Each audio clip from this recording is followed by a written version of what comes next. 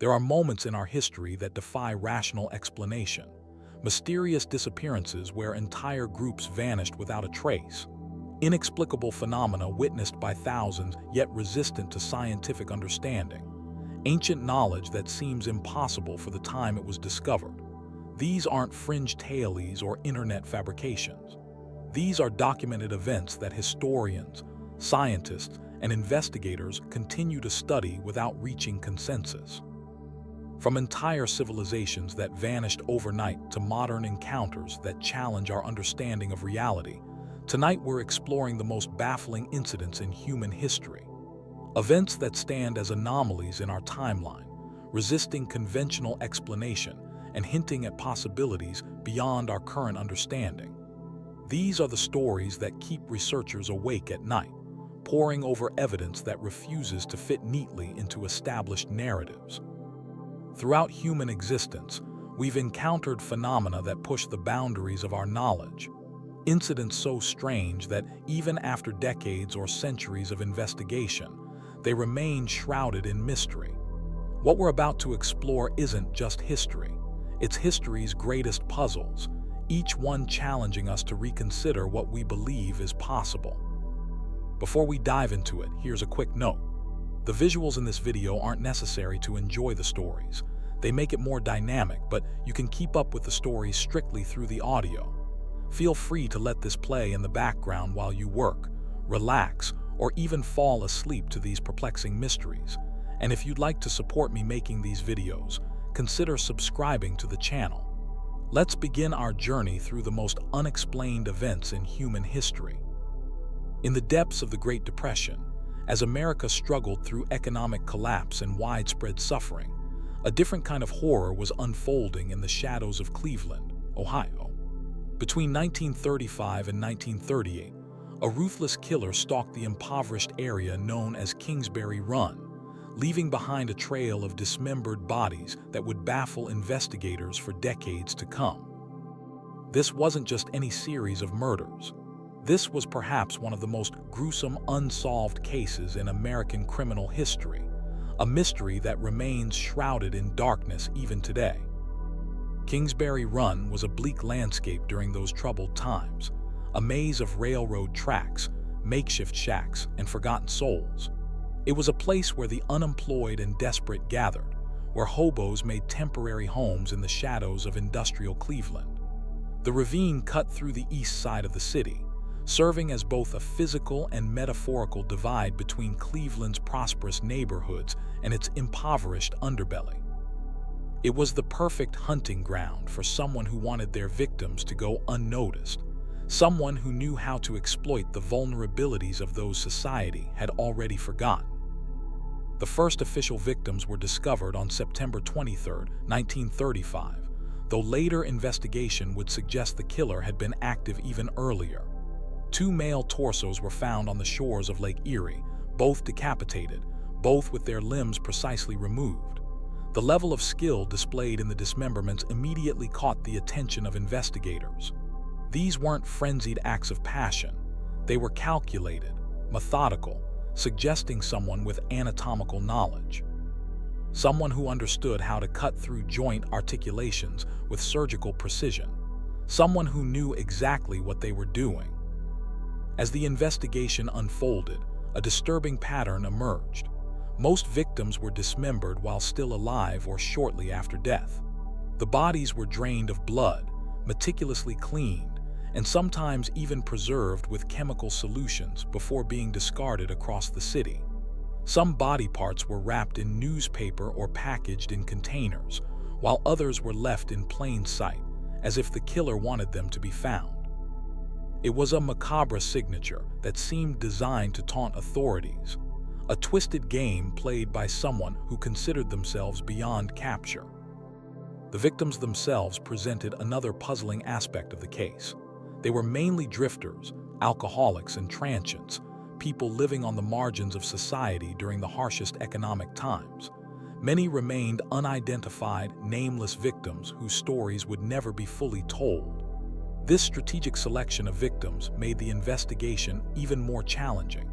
How do you track the final movements of someone whose life left barely a trace in official records? How do you identify someone when all you have are dismembered remains and no one has reported them missing? By 1936, the case had gained national attention, sending waves of fear through Cleveland. Residents avoided walking alone, especially near Kingsbury Run. Local newspapers dubbed the unknown perpetrator the Mad Butcher of Kingsbury Run, a name that captured both the brutality and the methodical nature of the crimes. The pressure on local authorities was immense, and in response, they called in one of America's most famous lawmen, Eliot Ness. Ness had already made a name for himself by bringing down Al Capone in Chicago as the leader of the legendary Untouchables. Now serving as Cleveland's safety director, he found himself facing a different kind of criminal, not a flamboyant gangster operating in plain sight, but a shadow that slipped through the darkness, leaving only grisly evidence behind. The case would challenge Ness in ways that organized crime never had, testing the limits of 1930s forensic science and investigative techniques. As the body count rose, patterns became clearer. The torso killer seemed to work seasonally, with most bodies discovered in the warmer months. The dismemberment showed consistent technique, suggesting the work of one individual rather than a group. The killer demonstrated incredible physical strength, moving heavy body parts across difficult terrain without being noticed. And perhaps most disturbingly, the killer seemed to have intimate knowledge of police procedures, always staying one step ahead of investigators. One of the most promising leads came in 1938 with the discovery of the body of Florence Polillo, one of the few victims who was actually identified. She had been a barmaid with known connections to Cleveland's criminal underworld. For a brief moment, investigators thought they might finally have a trail to follow, a victim with enough of a life story to trace backward to her killer. But like so many aspects of this case, the lead eventually went cold, dissolving into the same impenetrable mystery that surrounded all the other victims. By 1938, Ness was growing desperate. The murder count had reached at least 12, possibly more. The city was in panic, and his reputation was on the line. It was then that Ness focused his attention on a suspect who would become the center of endless speculation, Dr. Francis Edward Sweeney. Sweeney was a tormented individual, a medical doctor who had served in World War I and returned with deep psychological scars. He had the anatomical knowledge, the surgical skills, and according to some reports, a history of violent behavior exacerbated by alcoholism. Perhaps most significantly, he had worked at a hospital near Kingsbury Run. Ness personally interrogated Sweeney for 2 weeks in a downtown hotel, subjecting him to what was essentially a primitive form of psychological profiling. Though no transcripts of these interrogations survive, reports suggest that Sweeney failed a primitive polygraph test. Yet despite these suspicions, there was simply not enough evidence to make an arrest. Without forensic techniques like DNA testing or reliable fingerprinting, the case against Sweeney remained circumstantial at best. Shortly after the interrogation, something strange happened. The killings in Cleveland suddenly stopped. Sweeney checked himself into a mental hospital where he would remain for much of the rest of his life, occasionally sending taunting postcards to Ness over the years that followed. Was this an admission of guilt, a coincidence, or perhaps even a false conclusion that allowed the real killer to escape justice entirely? The abrupt end to the murders deepened the mystery rather than resolving it. Some investigators believed the killer had simply moved elsewhere, pointing to similar murders in other parts of the country. Others suspected the killer had died or been imprisoned for another crime. A few even proposed that there had been multiple killers all along, creating a false pattern that led investigators down fruitless paths. What makes the Kingsbury Run murders particularly chilling, even by the standards of serial killings, was the calculated nature of the crimes. This wasn't just murder, it was dismemberment performed with professional skill. It was the deliberate selection of victims who would not be missed. It was the taunting placement of body parts where they would certainly be discovered. All of it spoke to a killer who was not just taking lives, but orchestrating a gruesome performance for which the city of Cleveland was an unwilling audience. In 1938, in a desperate and controversial move, Ness ordered the shantytown of Kingsbury Run to be burned to the ground. Officially, this was a public health measure, but many suspected it was a last-ditch effort to flush out the killer or at least destroy his hunting grounds. Hundreds of homeless people were displaced in this drastic action, adding another layer of tragedy to an already dark chapter in Cleveland's history. The case officially remains unsolved. No one was ever charged with the Kingsbury Run murders. The files gathered dust for decades, occasionally reopened by a new generation of detectives armed with more advanced techniques, only to be closed again when those techniques yielded no new answers. The evidence deteriorated, witnesses died, and the trail grew colder with each passing year. Some modern criminologists have tried to apply contemporary profiling methods retroactively, suggesting the killer was likely a white male in his 30s or 40s, someone with surgical training who lived or worked near Kingsbury Run. This profile does match Sweeney and several other suspects who were investigated at the time, but it brings us no closer to a definitive answer. What we're left with is one of America's most perfect crimes, a series of brutal murders committed in plain sight of one of the country's most famous lawmen, yet never solved. The Mad Butcher of Kingsbury Run slipped away into history, taking the secrets of those dismembered bodies with him. Was it Sweeney? Was it someone else entirely? Or is the truth even stranger than the theories that have emerged over nearly a century of speculation? The case haunted Eliot Ness until his death in 1957. The man who had brought down Capone was ultimately defeated by a shadow he could never catch, a butcher whose identity has been lost to time. And somewhere, perhaps, there is an answer buried in forgotten evidence, hidden in overlooked testimony, or locked away in secrets that died with those who kept them. The Kingsbury Run torso murders stand as a grim reminder that sometimes, even the most horrific crimes can remain perfect mysteries, challenging our belief that justice always prevails and that killers always face a reckoning for their crimes. On a warm summer morning, December 1st, 1948, as the people of Adelaide, Australia were beginning their day, a discovery was made on Somerton Beach that would launch one of the most puzzling mysteries of the 20th century. A man's body, well-dressed and seemingly at peace, was found propped against the seawall. There were no signs of violence, no obvious cause of death, and most disturbingly, no identity.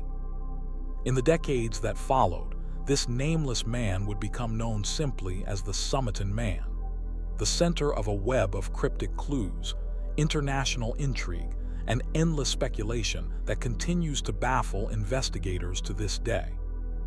The man appeared to be in his 40s, physically fit with broad shoulders and well-maintained hands that suggested he wasn't accustomed to manual labor. He was dressed immaculately in a white shirt, red and blue tie, brown trousers, socks, shoes, and a fashionable double-breasted jacket, the outfit of a respectable gentleman rather than a vagrant or a criminal. His pockets had been meticulously emptied of any identification, yet strangely, all the labels in his clothing had been removed.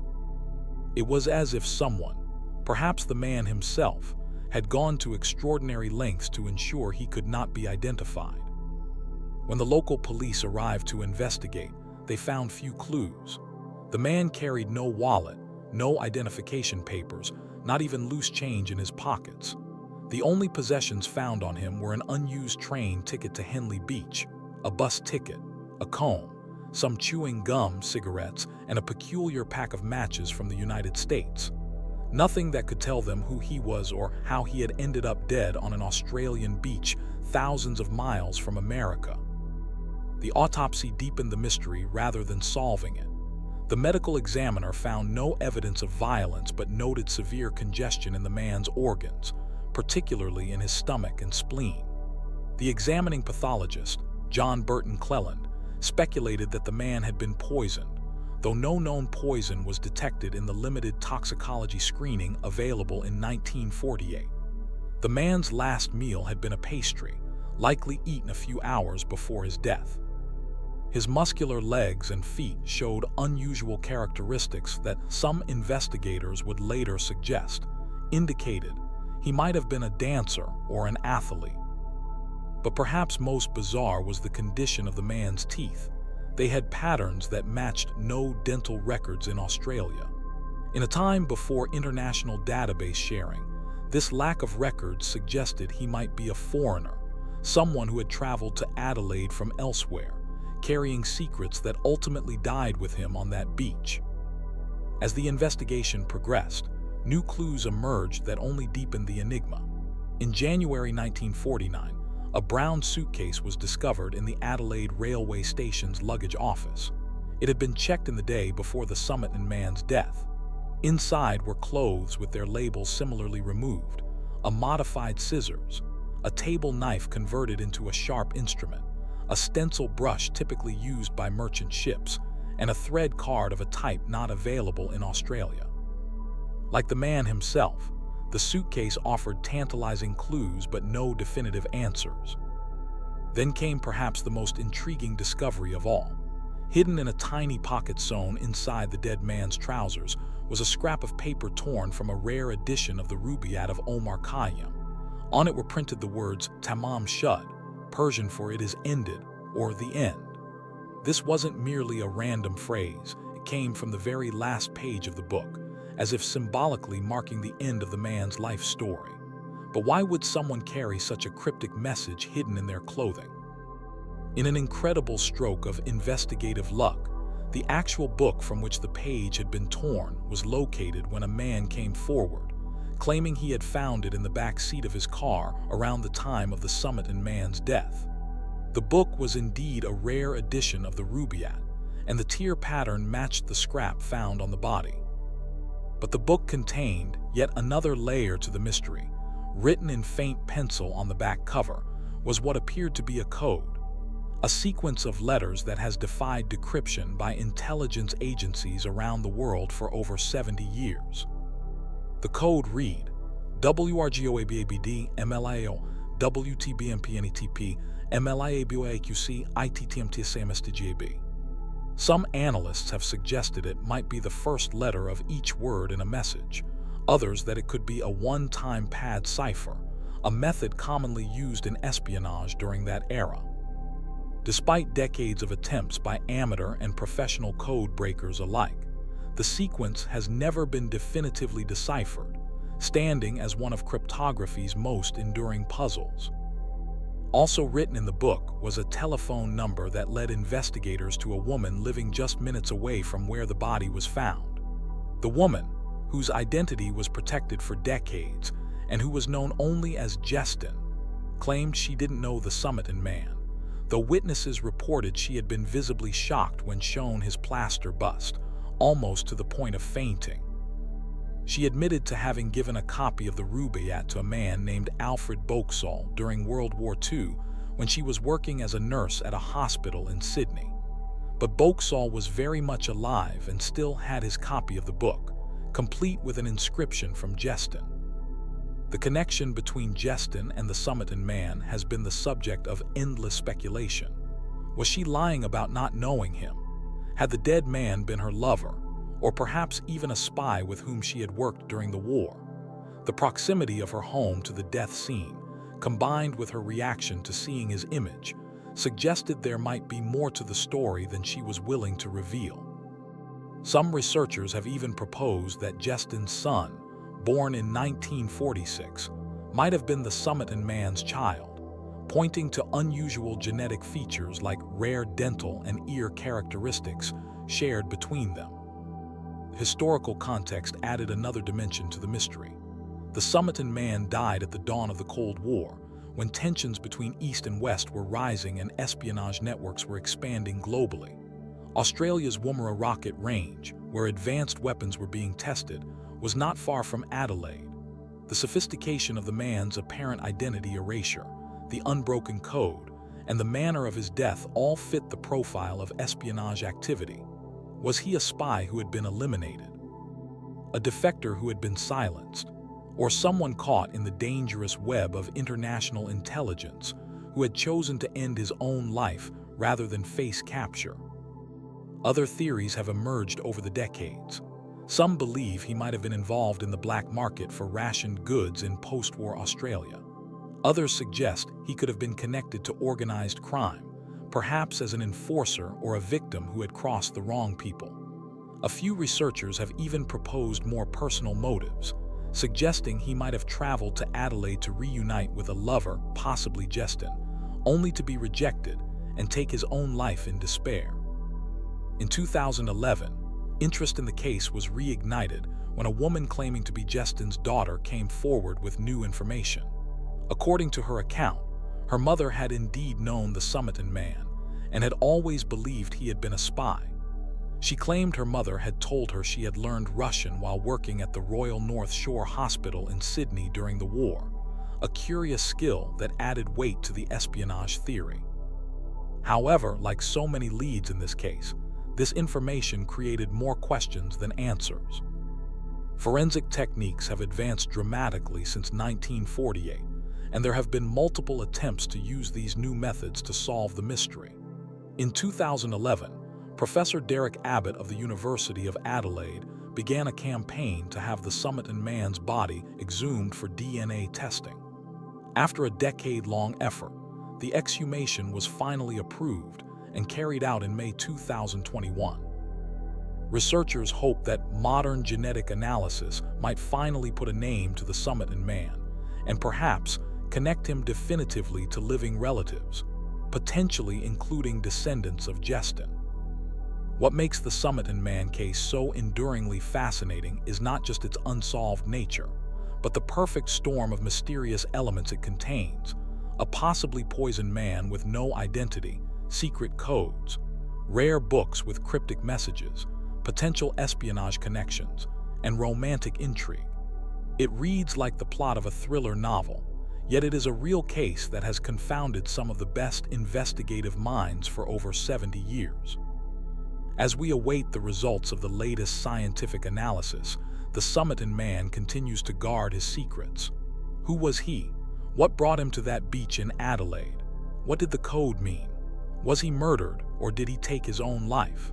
And perhaps most tantalizingly, was he connected to larger historical events that we still don't fully understand? The mystery of the Somerton man stands as a reminder that sometimes, even in our modern world of databases, surveillance, and digital footprints, a person can still disappear completely into the shadows of history, leaving behind nothing but questions that may never be answered. In the sprawling urban landscape of Chicago, between the spring of 2017 and the summer of 2018, something strange took flight in the night skies. Dozens of rational, sober witnesses reported encounters with a massive, winged humanoid creature that seemed to defy explanation. Standing between 6 and 10 feet tall, with a wingspan reported to reach 15 feet or more, red glowing eyes, and an ability to vanish into thin air, the entity quickly became known as the Chicago Mothman. Was it mass hysteria, a misidentified natural phenomenon, or something far more mysterious? Let's dive into one of the most compelling modern cryptid cases and explore what might be lurking in the shadows above America's third-largest city. The first notable sighting occurred on April 7, 2017, when a couple driving near Chicago's Little Calumet River spotted what they described as an enormous bat-like creature with human features perched atop the Sears Tower. Within days, more reports began flooding in. A security guard at the Adler Planetarium described a massive black figure with glowing red eyes swooping over Lake Michigan. 3 separate motorists reported a similar creature flying alongside their vehicles on the I-90 expressway. A group of teenagers captured blurry cell phone footage of what appeared to be a large winged shape gliding between buildings in the financial district.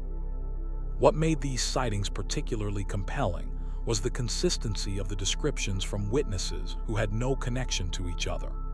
The entity was invariably described as bat or moth-like, but with distinctly humanoid features, standing upright on two legs when landed, with a head that sat directly on broad shoulders without a visible neck. Many witnesses reported feeling an overwhelming sense of dread or anxiety during their encounters, even before they consciously registered what they were seeing. Some described strange electrical phenomena accompanying the sightings, streetlights flickering, car radios malfunctioning, and cell phones dying without explanation. As reports continued throughout the summer of 2017, the phenomenon gained widespread attention. Local news stations began running segments on the sightings. Online forums and social media groups dedicated to tracking the creature's appearances sprang up almost overnight. Amateur investigators started staking out locations where multiple sightings had occurred, armed with night vision equipment and cameras, hoping to capture definitive evidence of whatever was haunting Chicago's skis.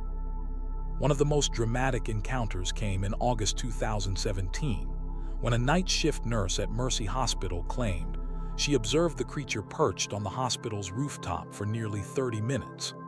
According to her account, it appeared to be watching the comings and goings of ambulances before suddenly spreading enormous wings and launching itself vertically into the air, like a helicopter taking off. Security camera footage from that night showed a large dark shape on the roof, though the quality was too poor to make out specific details. By the fall of 2017, over 30 credible sightings had been documented by Lon Strickler, a paranormal researcher who maintained the website Phantoms and Monsters and became the primary chronicler of the Chicago Mothman phenomenon. Strickler noted several patterns in the reports. The creature was most often spotted near bodies of water, particularly Lake Michigan and the Chicago River. Sightings frequently occurred between 2 and 4 in the morning. And perhaps most disturbingly, they seemed to cluster around locations that would later experience tragedy or disaster.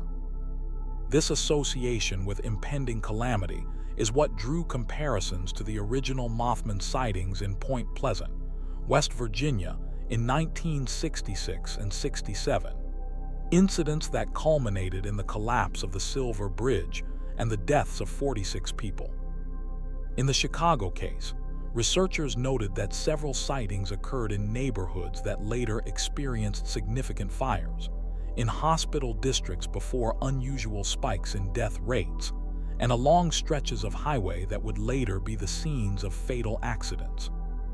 In February 2018, perhaps the most convincing photographic evidence emerged when a night fisherman on Lake Michigan captured several frames of what appeared to be a large winged figure silhouetted against the city lights. Photo analysis experts who examined the images concluded they showed neither obvious signs of manipulation nor any known bird species native to the region. The wingspan, estimated against known reference points in the image, appeared to be between 12 and 14 feet, far larger than any bird found in North America. The sightings reached their peak in the spring of 2018, with nearly 60 reported encounters between March and May.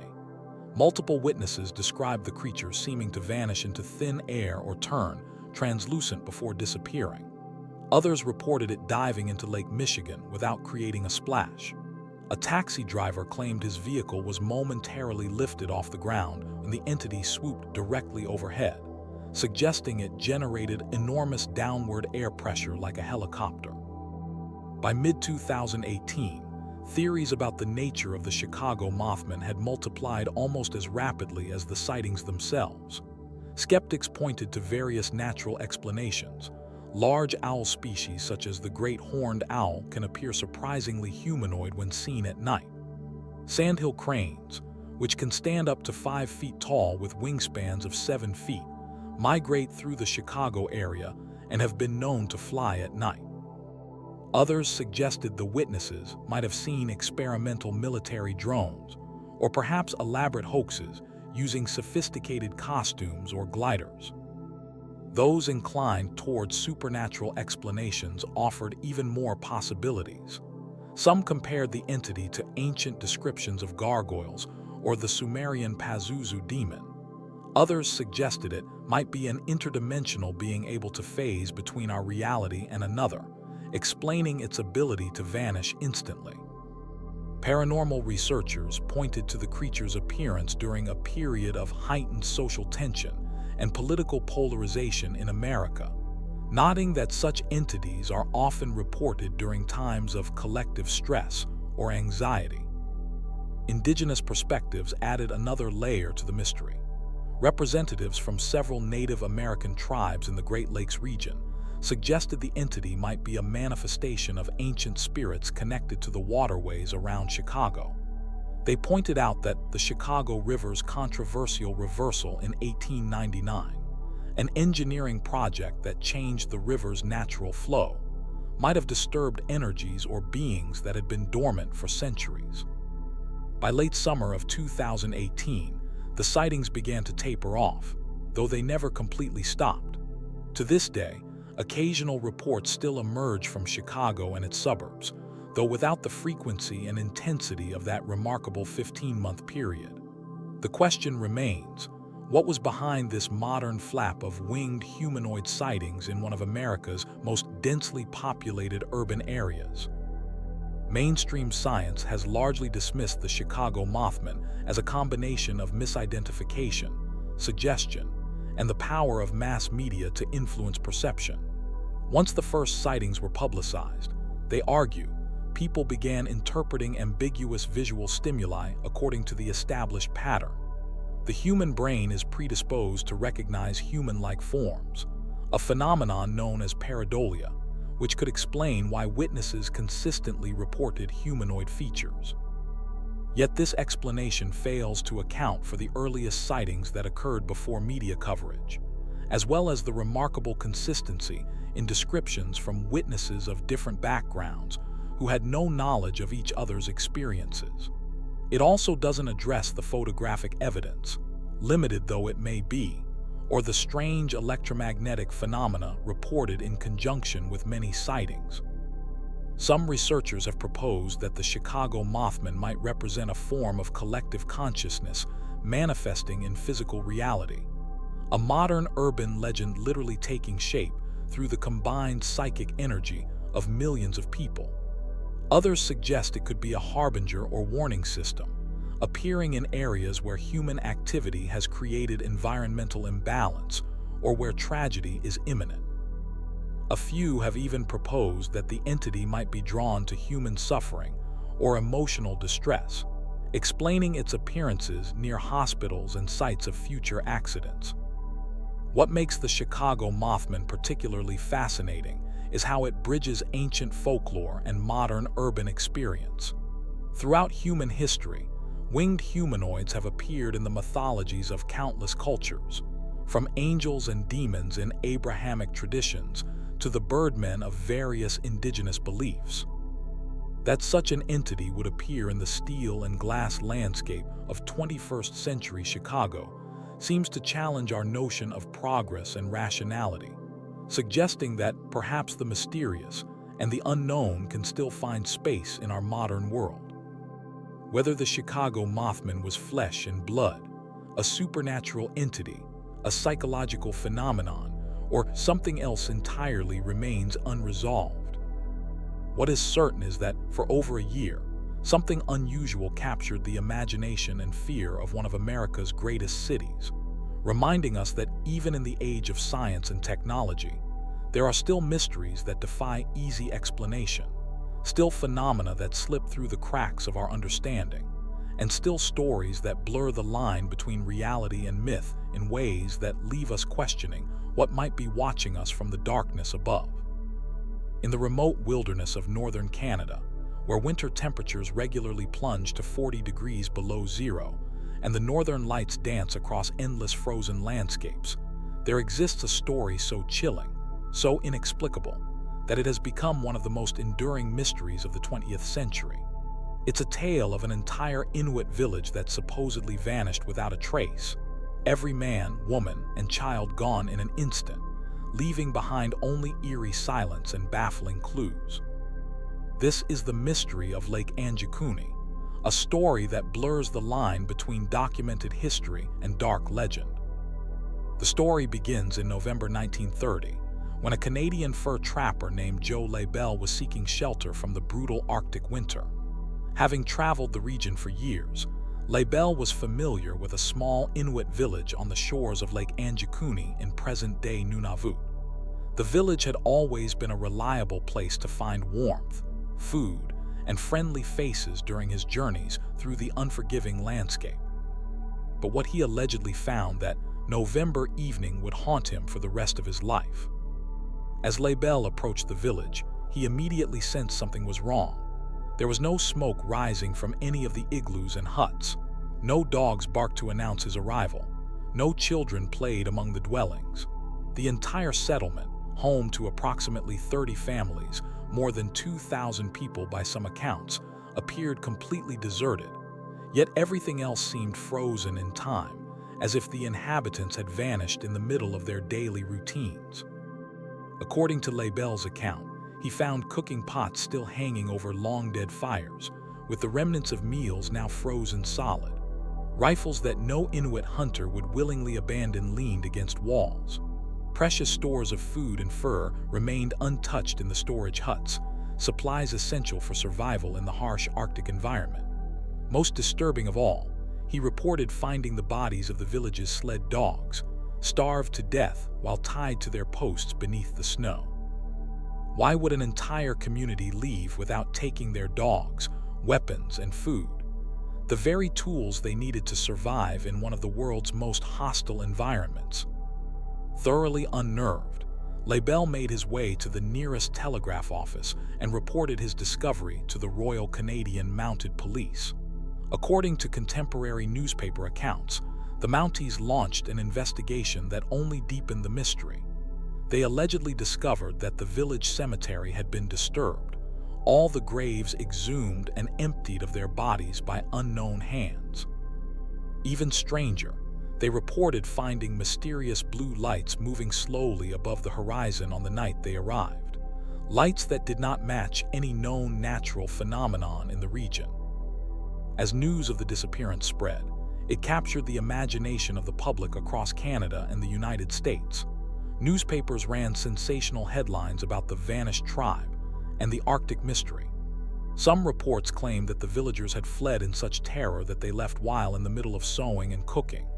Others suggested that the village had been empty for weeks or even months before Labelle's arrival, based on the accumulation of snow and the condition of the abandoned food. Theories about what might have happened to the people of Lake Anjikuni proliferated in the years that followed. Some suggested natural explanations. Perhaps the village had fallen victim to a sudden disease outbreak, and the survivors had buried their dead and relocated. Others proposed that starvation might have driven the community to attempt a desperate migration that ultimately claimed all their lives. A few even suggested that the villagers might have been abducted by outside forces, pointing to the disturbed graves and mysterious lights as evidence of something beyond conventional explanation. Indigenous accounts added another layer to the mystery. Local Inuit oral histories sometimes mentioned evil spirits called the Tornit, said to be taller and stronger than humans, who occasionally abducted entire communities. Other native legends spoke of sky people, who would periodically visit Earth and take humans away for unknown purposes.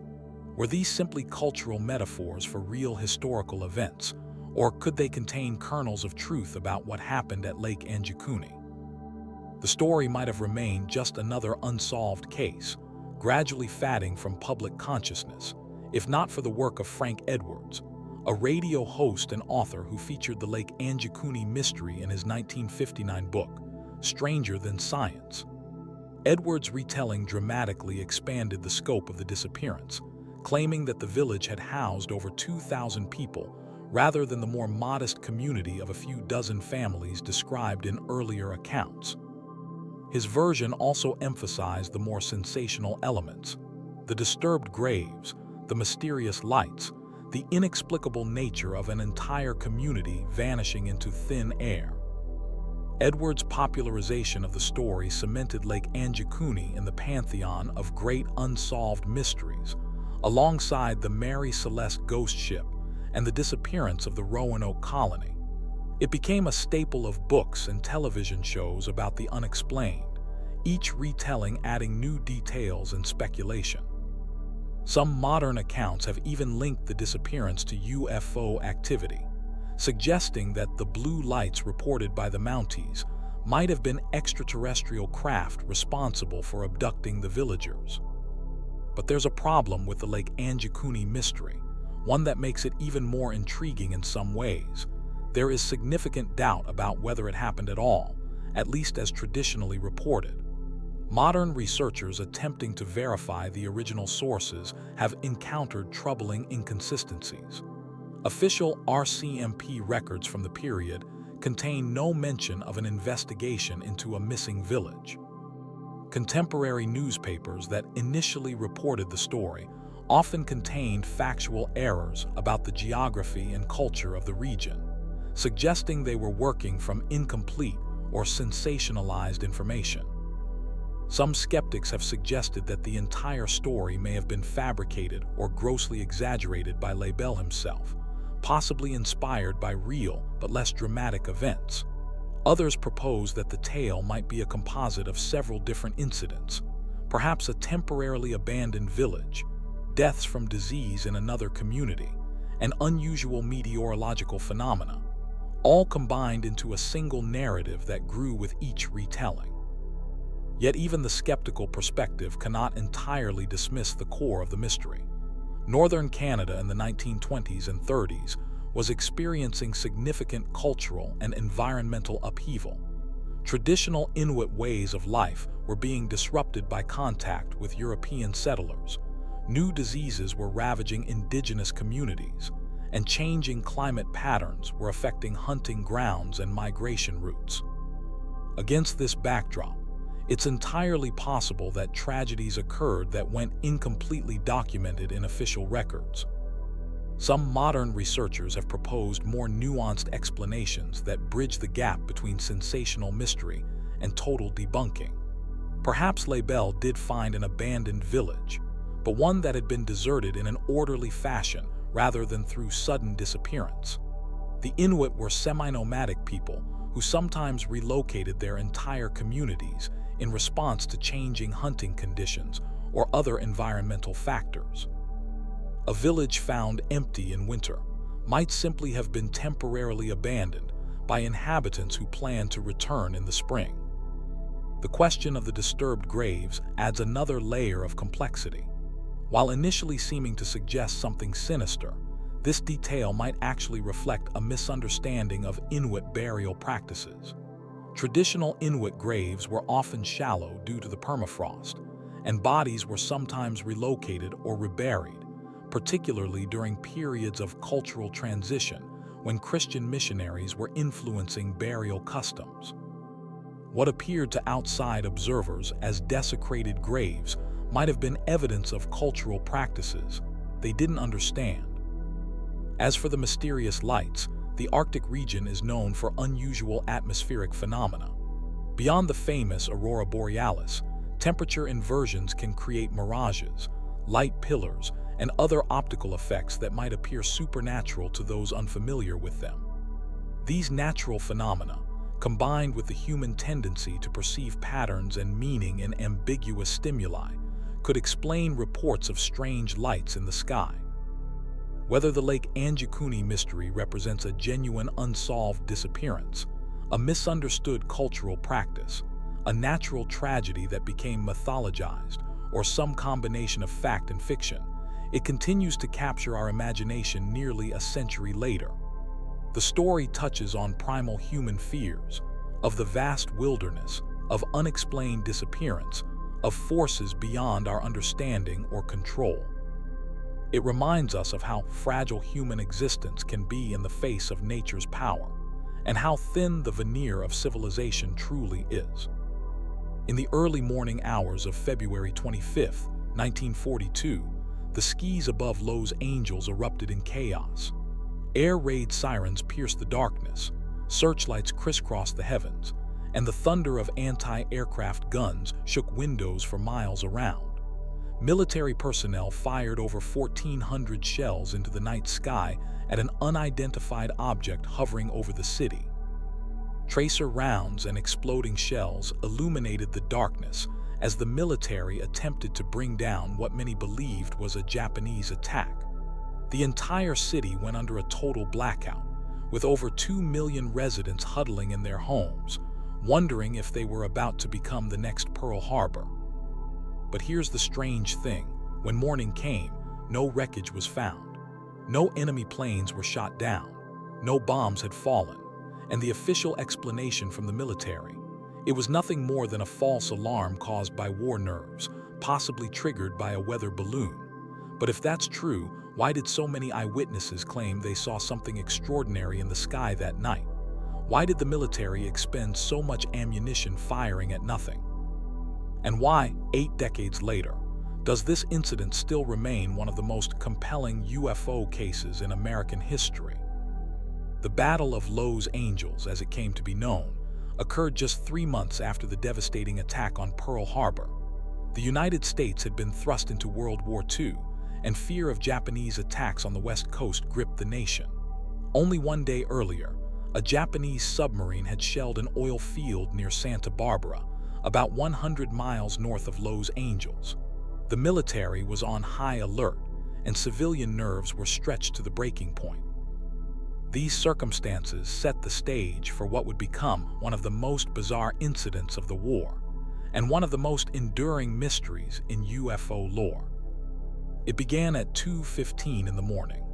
Radar operators detected something approaching Los Angeles from the sea. Within minutes, air raid sirens were activated throughout the city, and a total blackout was ordered.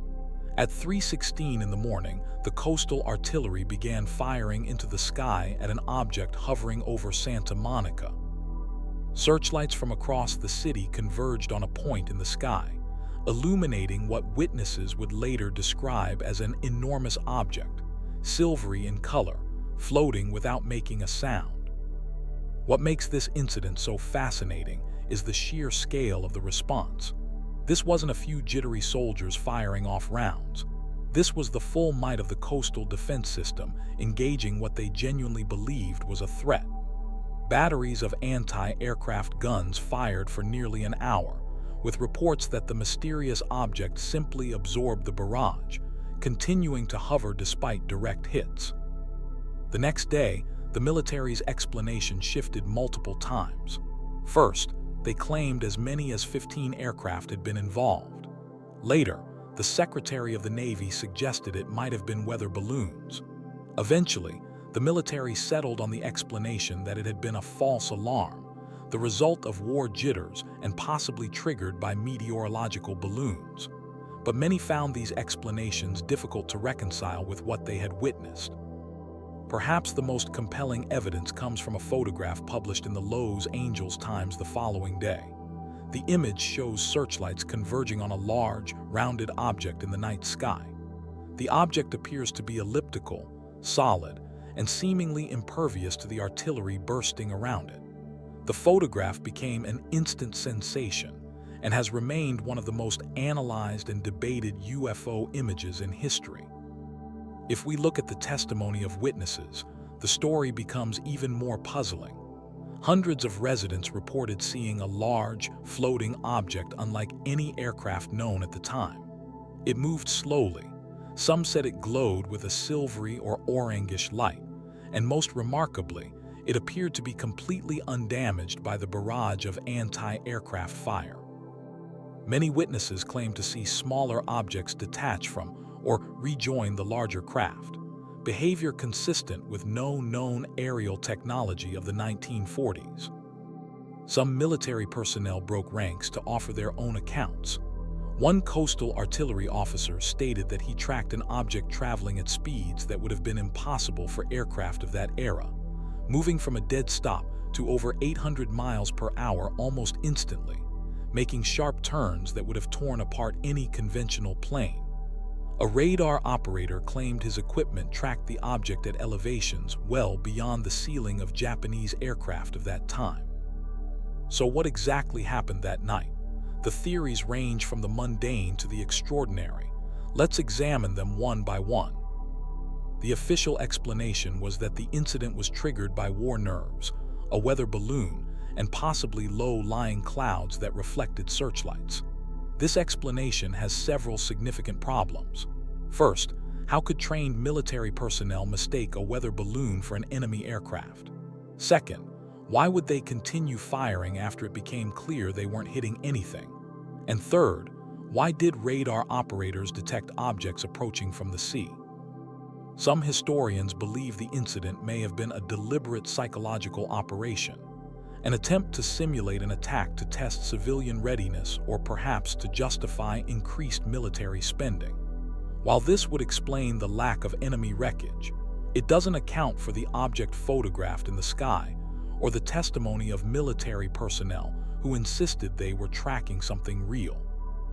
Japanese documents seized after the war revealed no planned air raids on Los Angeles during this period, effectively ruling out the possibility of an actual enemy attack. Some have suggested it might have been American planes misidentified in the darkness, but military records show no friendly aircraft were scheduled to be in the area. And then there's the theory that has captured the imagination of UFO researchers for decades, that the object was extraterrestrial in origin. Proponents point to the object's apparent immunity to anti-aircraft fire, its unusual flight characteristics, and the military's contradictory explanations as evidence that something truly extraordinary was in the skies above Los Angeles that night.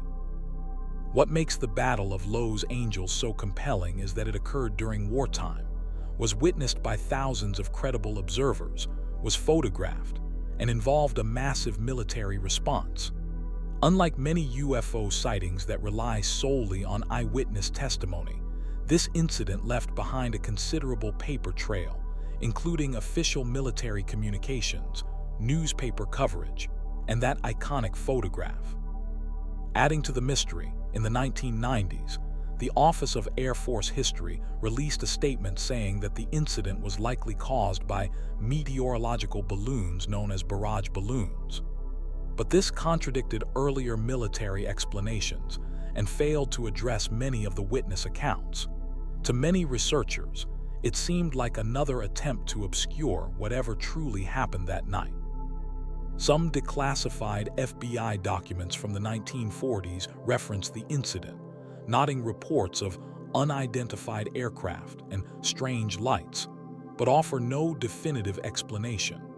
These documents confirm that whatever happened that night, it was taken seriously at the highest levels of military and government intelligence.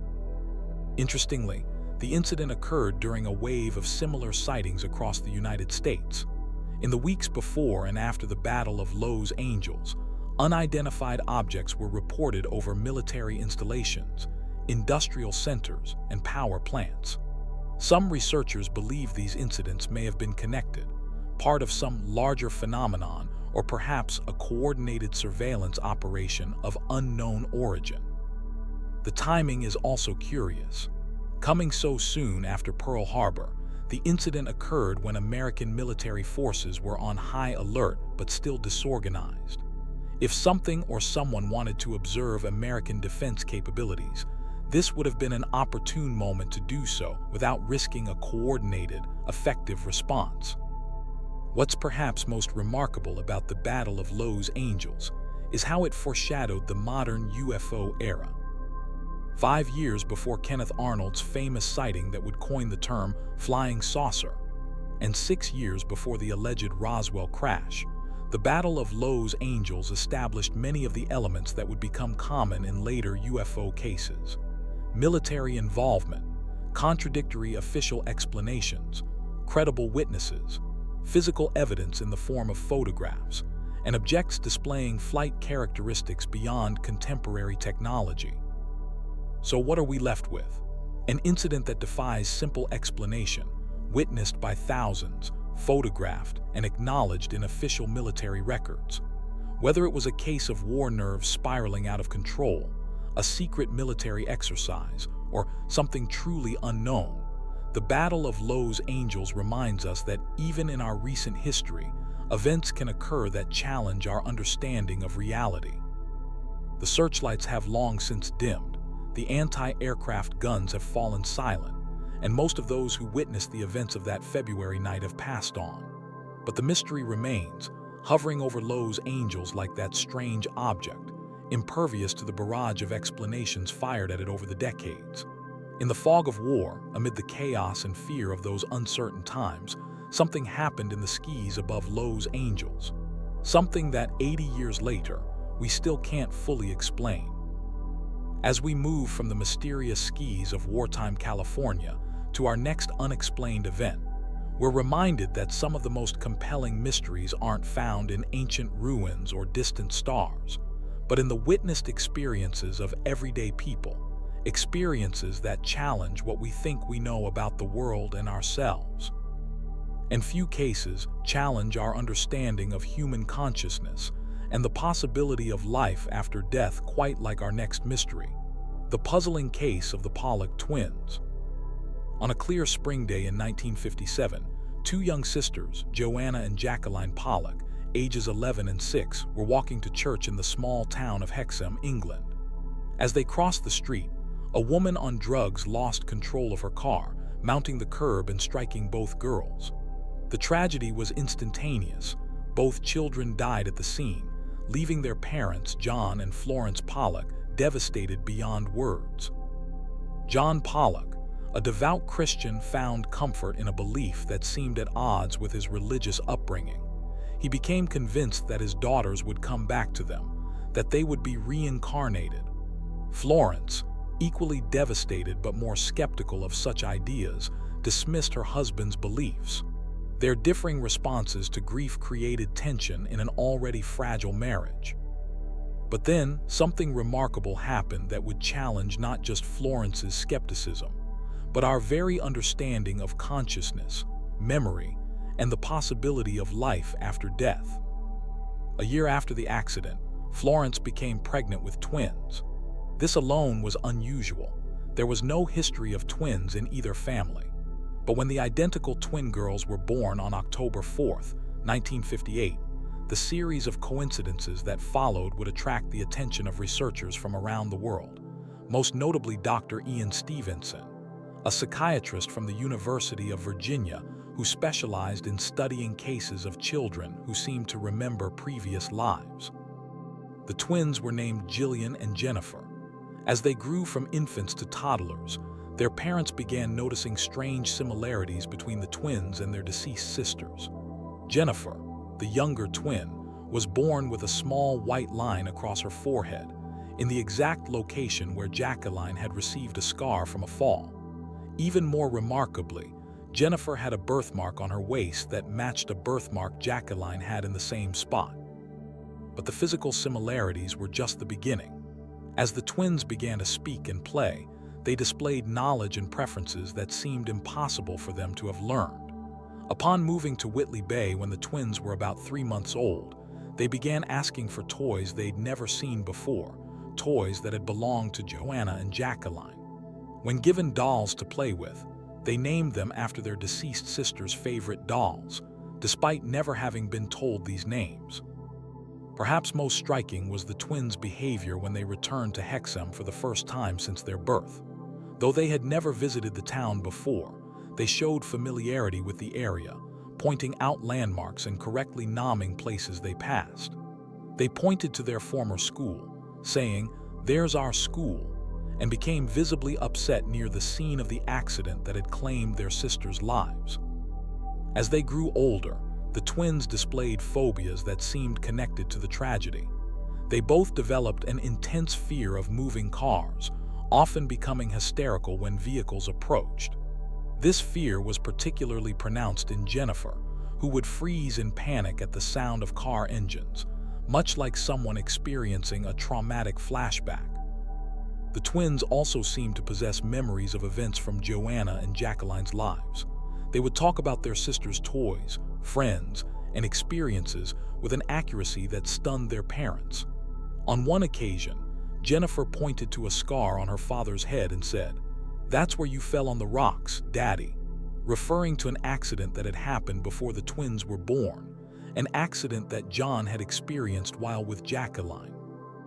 What makes the Pollock case particularly compelling is that these apparent memories and behaviors emerged naturally, without prompting. John and Florence had deliberately avoided talking about their deceased daughters around the twins, precisely to avoid influencing them. They had put away photographs and mementos, keeping them out of the twins' sight. Yet somehow, the twins seemed to possess knowledge they couldn't possibly have acquired through normal means. Dr. Ian Stevenson, who documented the case extensively in his book, Children Who Remember Previous Lives, was particularly impressed by the twins' birthmarks corresponding to marks on their deceased sisters, as this provided a physical dimension to the case that went beyond merely subjective reports of memories.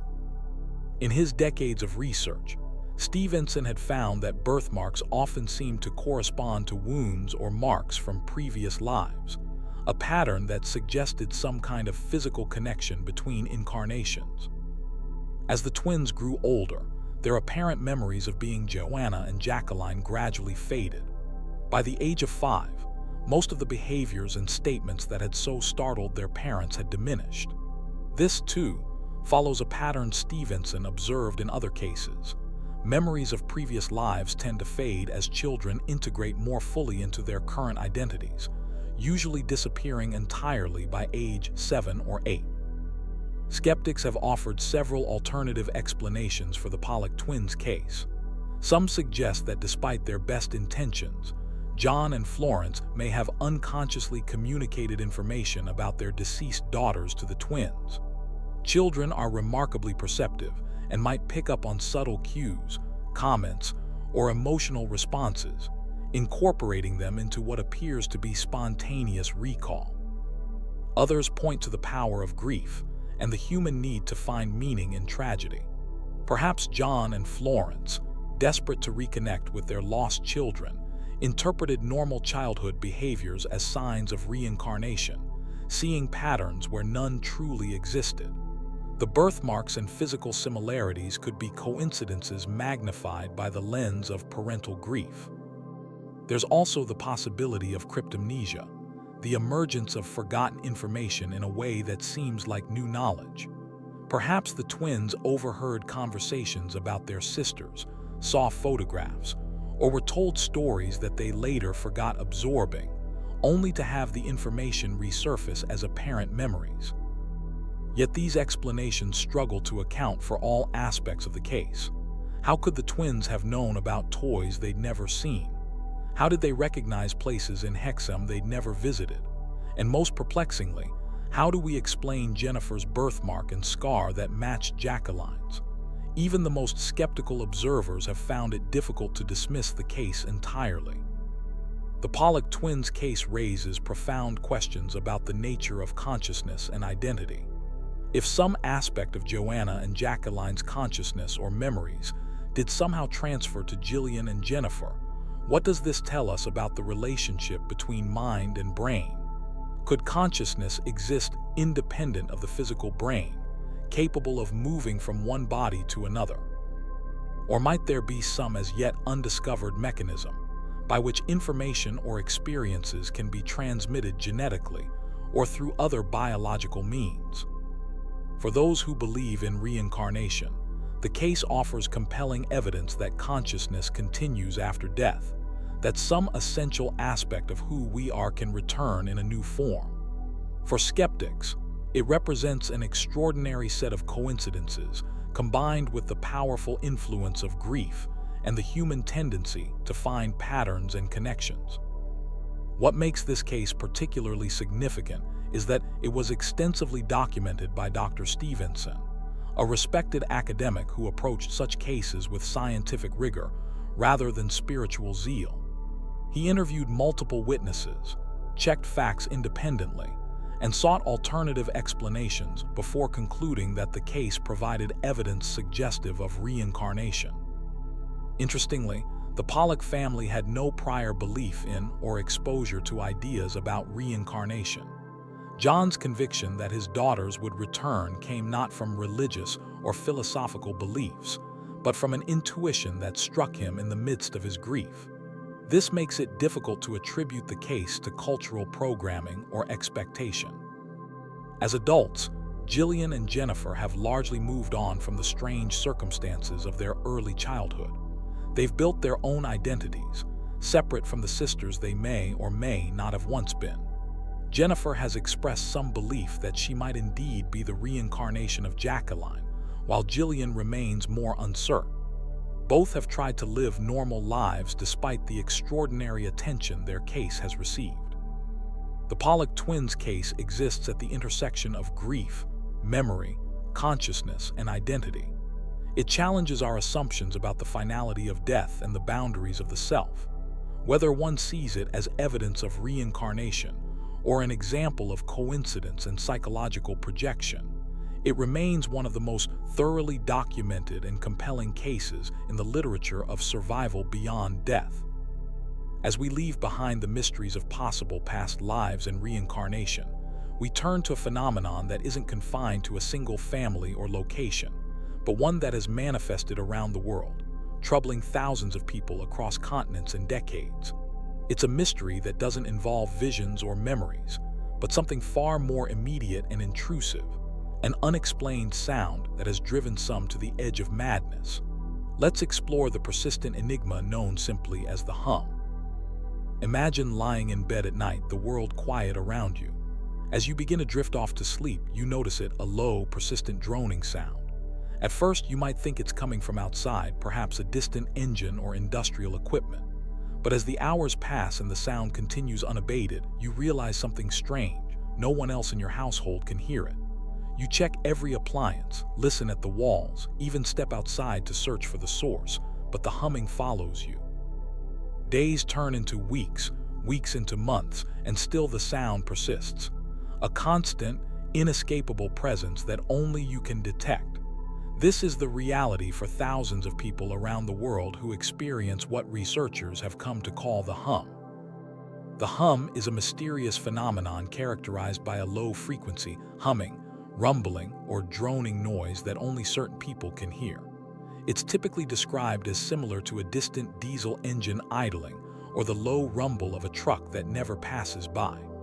Those who hear it report that it's most noticeable at night, when other ambient sounds diminish. The sound seems to come from everywhere and nowhere at once, making it impossible to locate its source.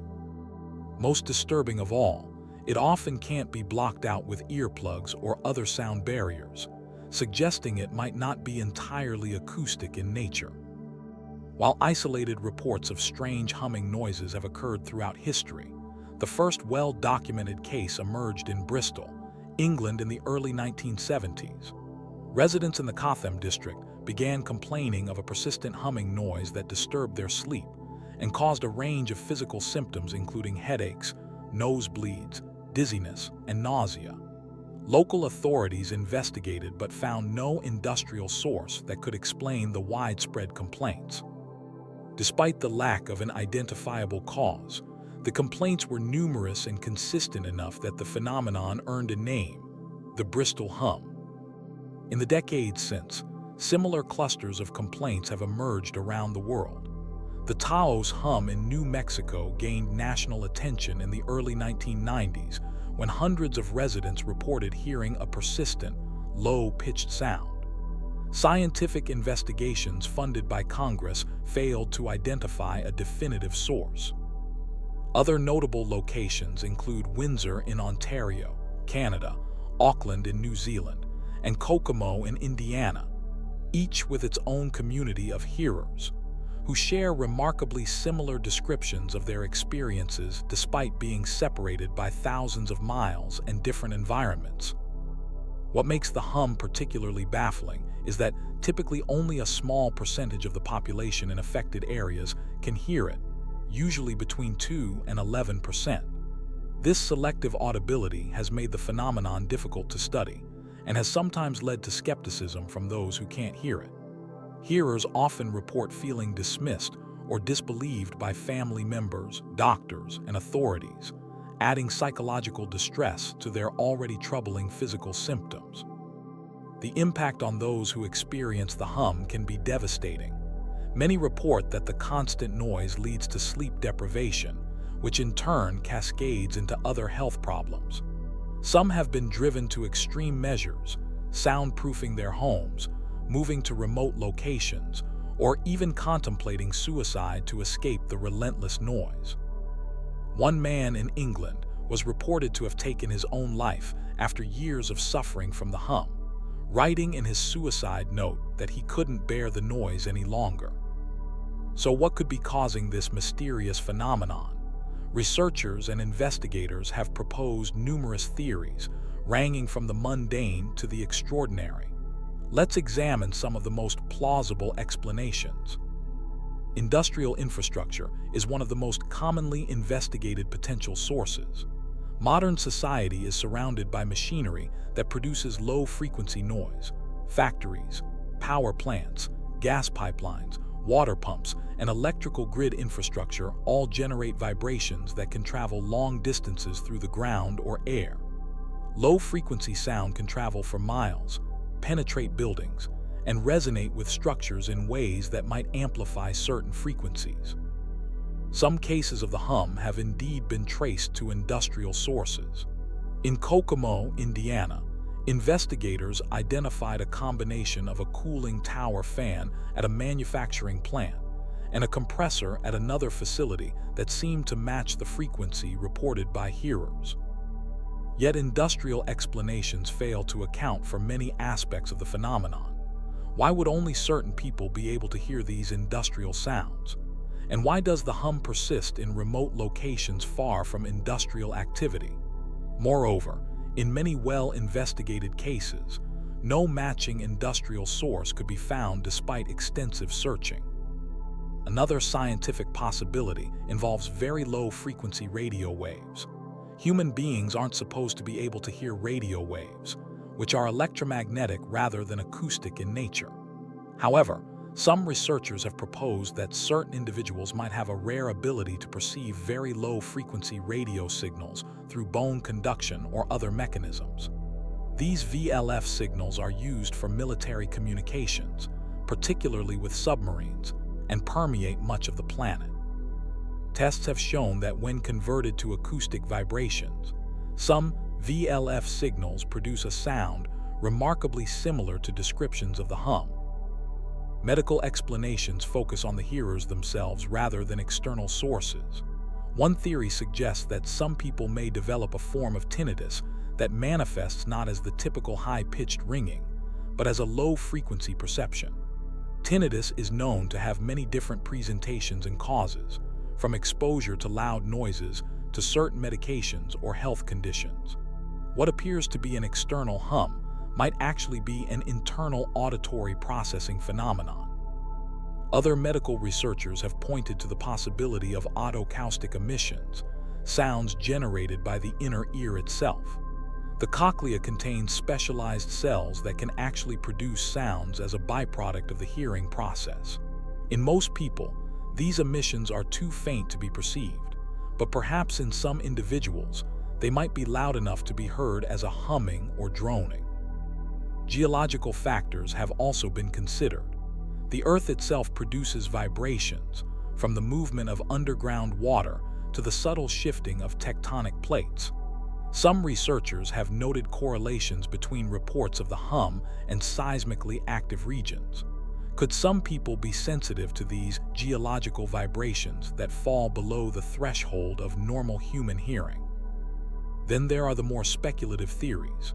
Some hearers have suggested that the hum might be related to wireless technology, smart meters, or other aspects of our increasingly connected world. Others point to secret government projects, experiments with acoustic weapons, or attempts at mass mind control. While these explanations lack scientific support, they speak to the desperation of those suffering from an unexplained phenomenon that dramatically impacts their quality of life. What makes the hum particularly difficult to study is its subjective nature. Unlike other mysterious phenomena, the hum leaves no physical evidence behind. It can't be photographed like strange lights in the sky or collected like unusual physical samples. Its existence is validated only through the consistent testimony of those who experience it.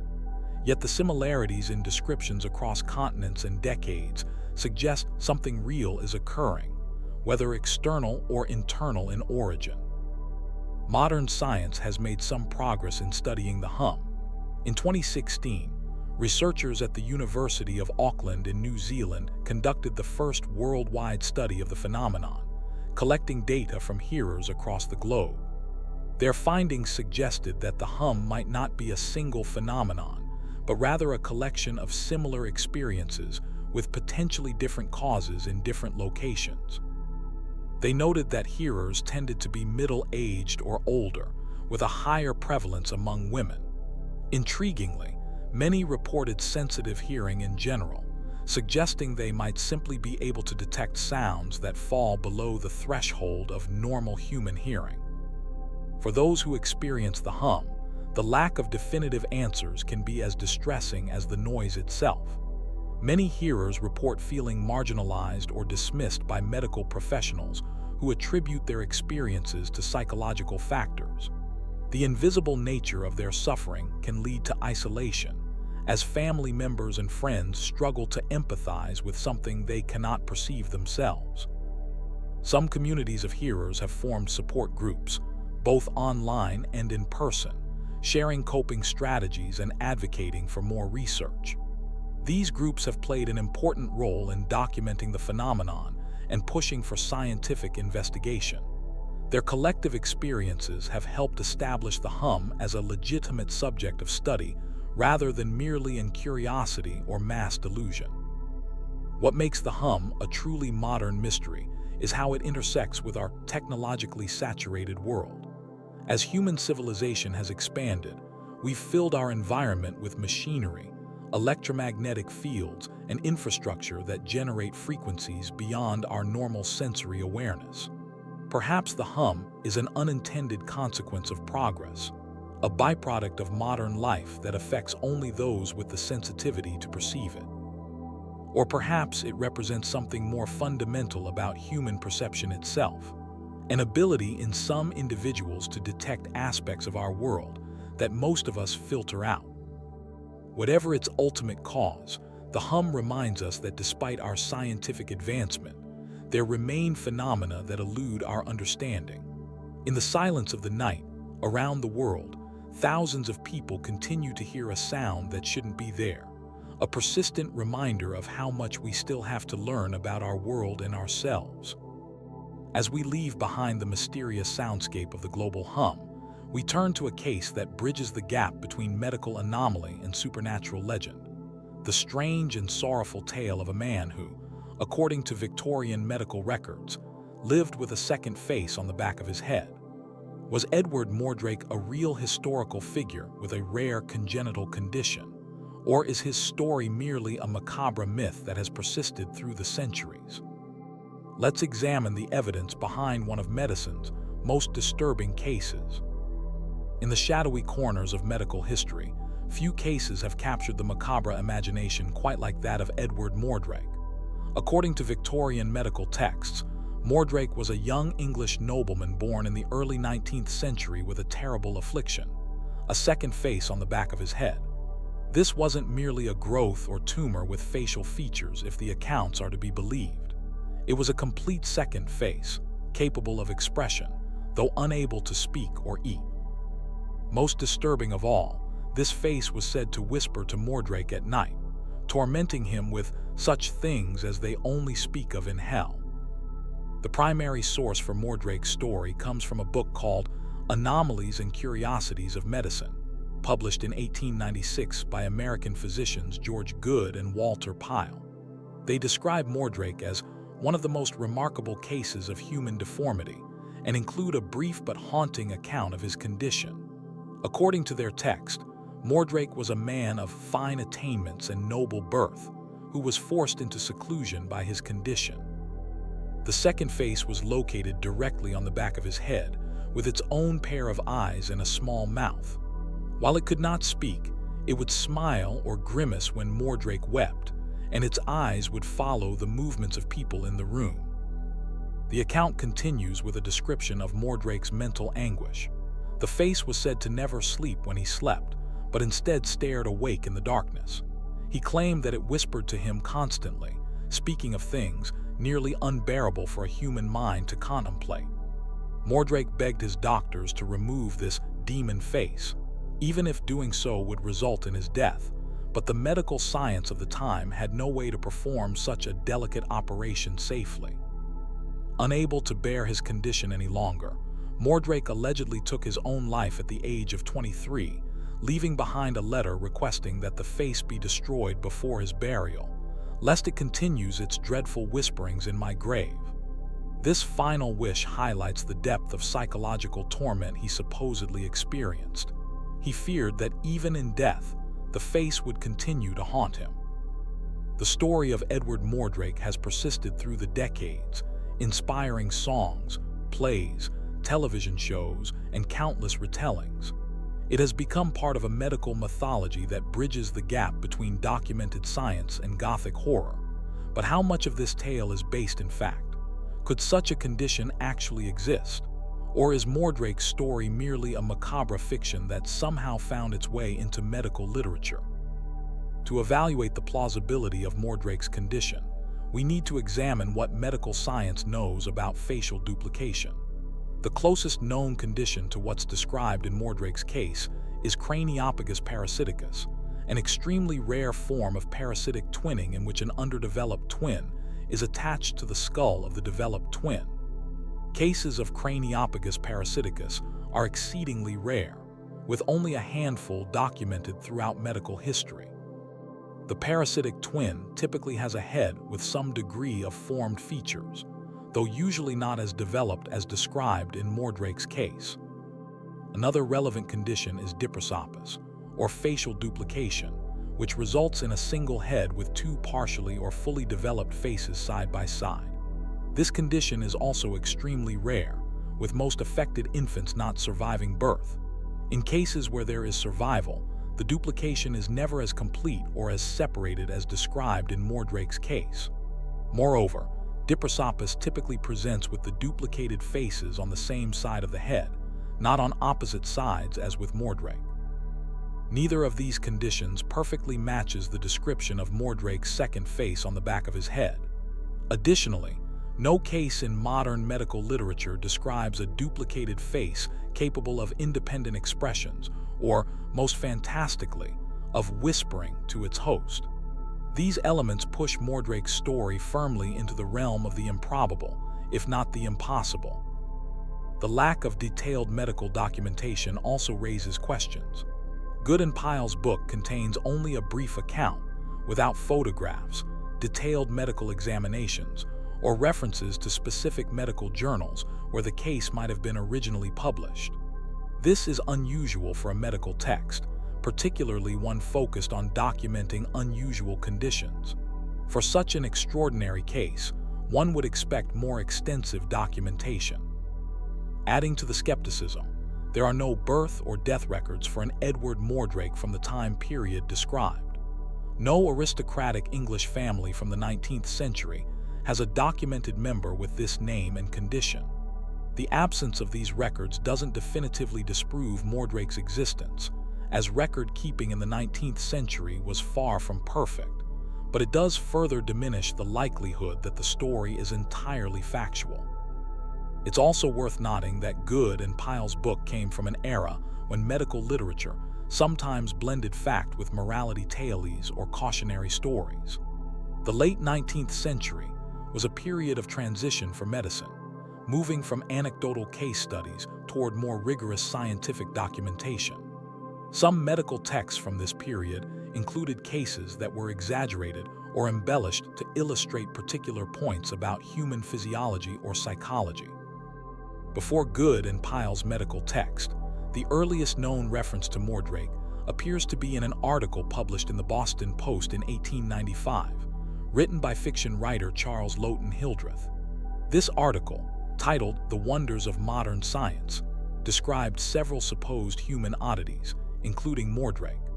The florid, dramatic language used to describe Mordrake's condition is more characteristic of the sensationalist journalism of the era than of medical documentation. This raises the possibility that Good and Pyle simply incorporated Hildreth's account into their medical text, without verifying its authenticity.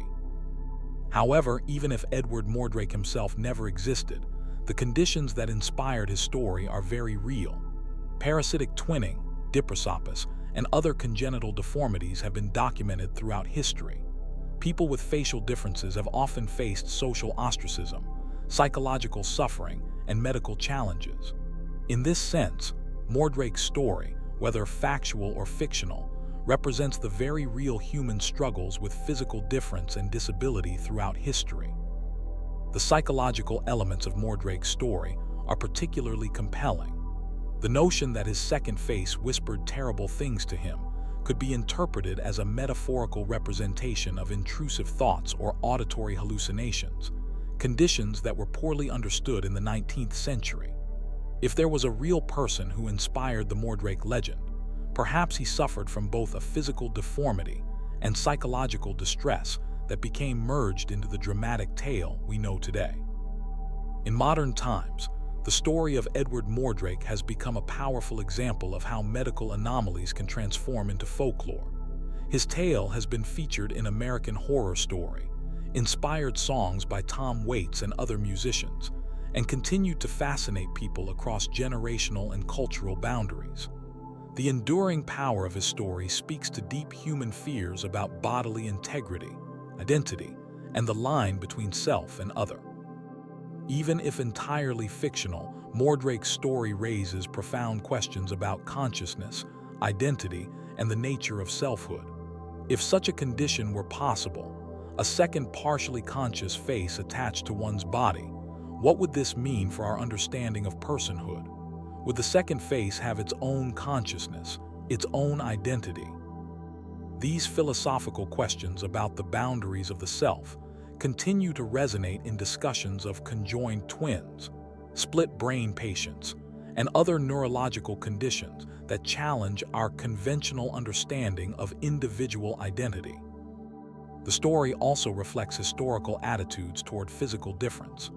In the Victorian era, people with congenital deformities were often exhibited in freak shows or hidden away from public view. The idea that Mordrake, described as a nobleman with fine attainments, would retreat from society due to his condition reflects the intense stigma attached to physical differences at the time. Even today, people with facial differences often report experiences of social isolation and discrimination. Whether Edward Mordrake existed or not, his story has become a powerful cultural touchstone, a bridge between medical curiosity and Gothic horror. It reminds us that throughout history, unusual medical conditions have often been explained through supernatural frameworks when science could not provide adequate explanations. The whispers of Mordrake's demon face represent the unknown, the inexplicable aspects of human experience that seem to defy purely materialist understanding. Modern medicine has made tremendous advances in treating congenital facial abnormalities. Surgical techniques, genetic counseling, and psychological support have transformed the prospects for those born with craniofacial differences. Yet even today, there remain conditions that challenge medical science, reminding us that the human body remains in some ways as mysterious as it was in Mordrake's era. Some historians have suggested that if there was a real person behind the Mordrake legend, he may have had a condition like neurofibromatosis, which can cause large tumors to grow on the face and head.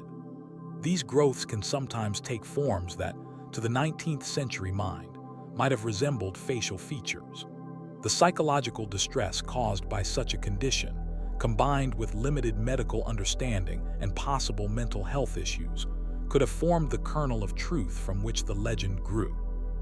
Another possibility is that Mordrake's story was inspired by teratomas, unusual tumors that can contain various types of tissue including hair, teeth, and even rudimentary eyes. While teratomas cannot develop into anything resembling a complete face, their sometimes disturbing appearance might have contributed to tales of parasitic twins or extra faces. The surviving image alleged to be of Edward Mordrake, a wax museum-style figure with a smaller face on the back of the head, does not appear in Good and Pyle's original text. This image emerged much later and appears to be an artistic recreation based on the written description rather than an actual photograph of a historical person. The theatrical, almost staged nature of this image further suggests that Mordrake's story may have been enhanced or entirely created for dramatic effect. Perhaps the most compelling evidence that Mordrake's story is largely fictional comes from the description of the second face itself. According to the tale, this face could not eat or speak, but could smile, grimace, and somehow whisper to Mordrake at night. This combination of abilities and limitations seems designed more for narrative effect than medical accuracy. A structure with enough neural connections to control facial expressions would likely be part of a more complete parasitic twin, not merely a face on the back of someone's head. Yet the persistence of Mordrake's story speaks to something deep in human psychology, our fascination with the boundary between self and other, our fear of losing control over our own bodies, and our dread of being trapped with something alien yet intimately connected to us. The second face represents our shadow self, the parts of our psyche we cannot escape, but often wish to amputate. In this way, Mordrake becomes an archetypal figure, embodying universal fears in physical form. The story also reflects 19th century anxieties about the nature of the soul and consciousness. If Mordrake had two faces, did he have two souls, two consciousnesses? These questions echoed Victorian concerns about identity and personhood that emerged alongside new scientific understandings of the brain and nervous system. As medicine began to locate consciousness in the physical brain rather than the immaterial soul, cases like Mordrake's, real or imagined, raised disturbing possibilities about divided consciousness. Ultimately, Edward Mordrake remains suspended between history and myth, a figure who, like his supposed condition, exists at the boundary between fact and fiction. Whether he was a real person with a rare medical condition, an exaggerated case study, or an outright literary creation, his story continues to captivate us because it speaks to fundamental human fears and fascinations. In our modern world of advanced medical imaging, genetic testing, and microsurgery, it's easy to dismiss Victorian medical accounts as superstitious or naive. Yet even today, there remain conditions and experiences that science struggles to fully explain. The boundaries of consciousness, the relationship between mind and body, and the nature of personal identity remain as mysterious in some ways as they were in Mordrake's era. As we conclude our exploration of this strange case, perhaps the most important question isn't whether Edward Mordrake really existed, but why his story continues to resonate.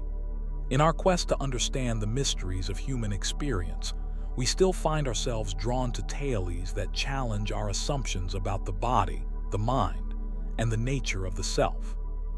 Whether whispered by a demon face or by our own inner voice, the questions raised by Mordrake's story continue to haunt us, reminding us that some mysteries may always remain just beyond the reach of our understanding.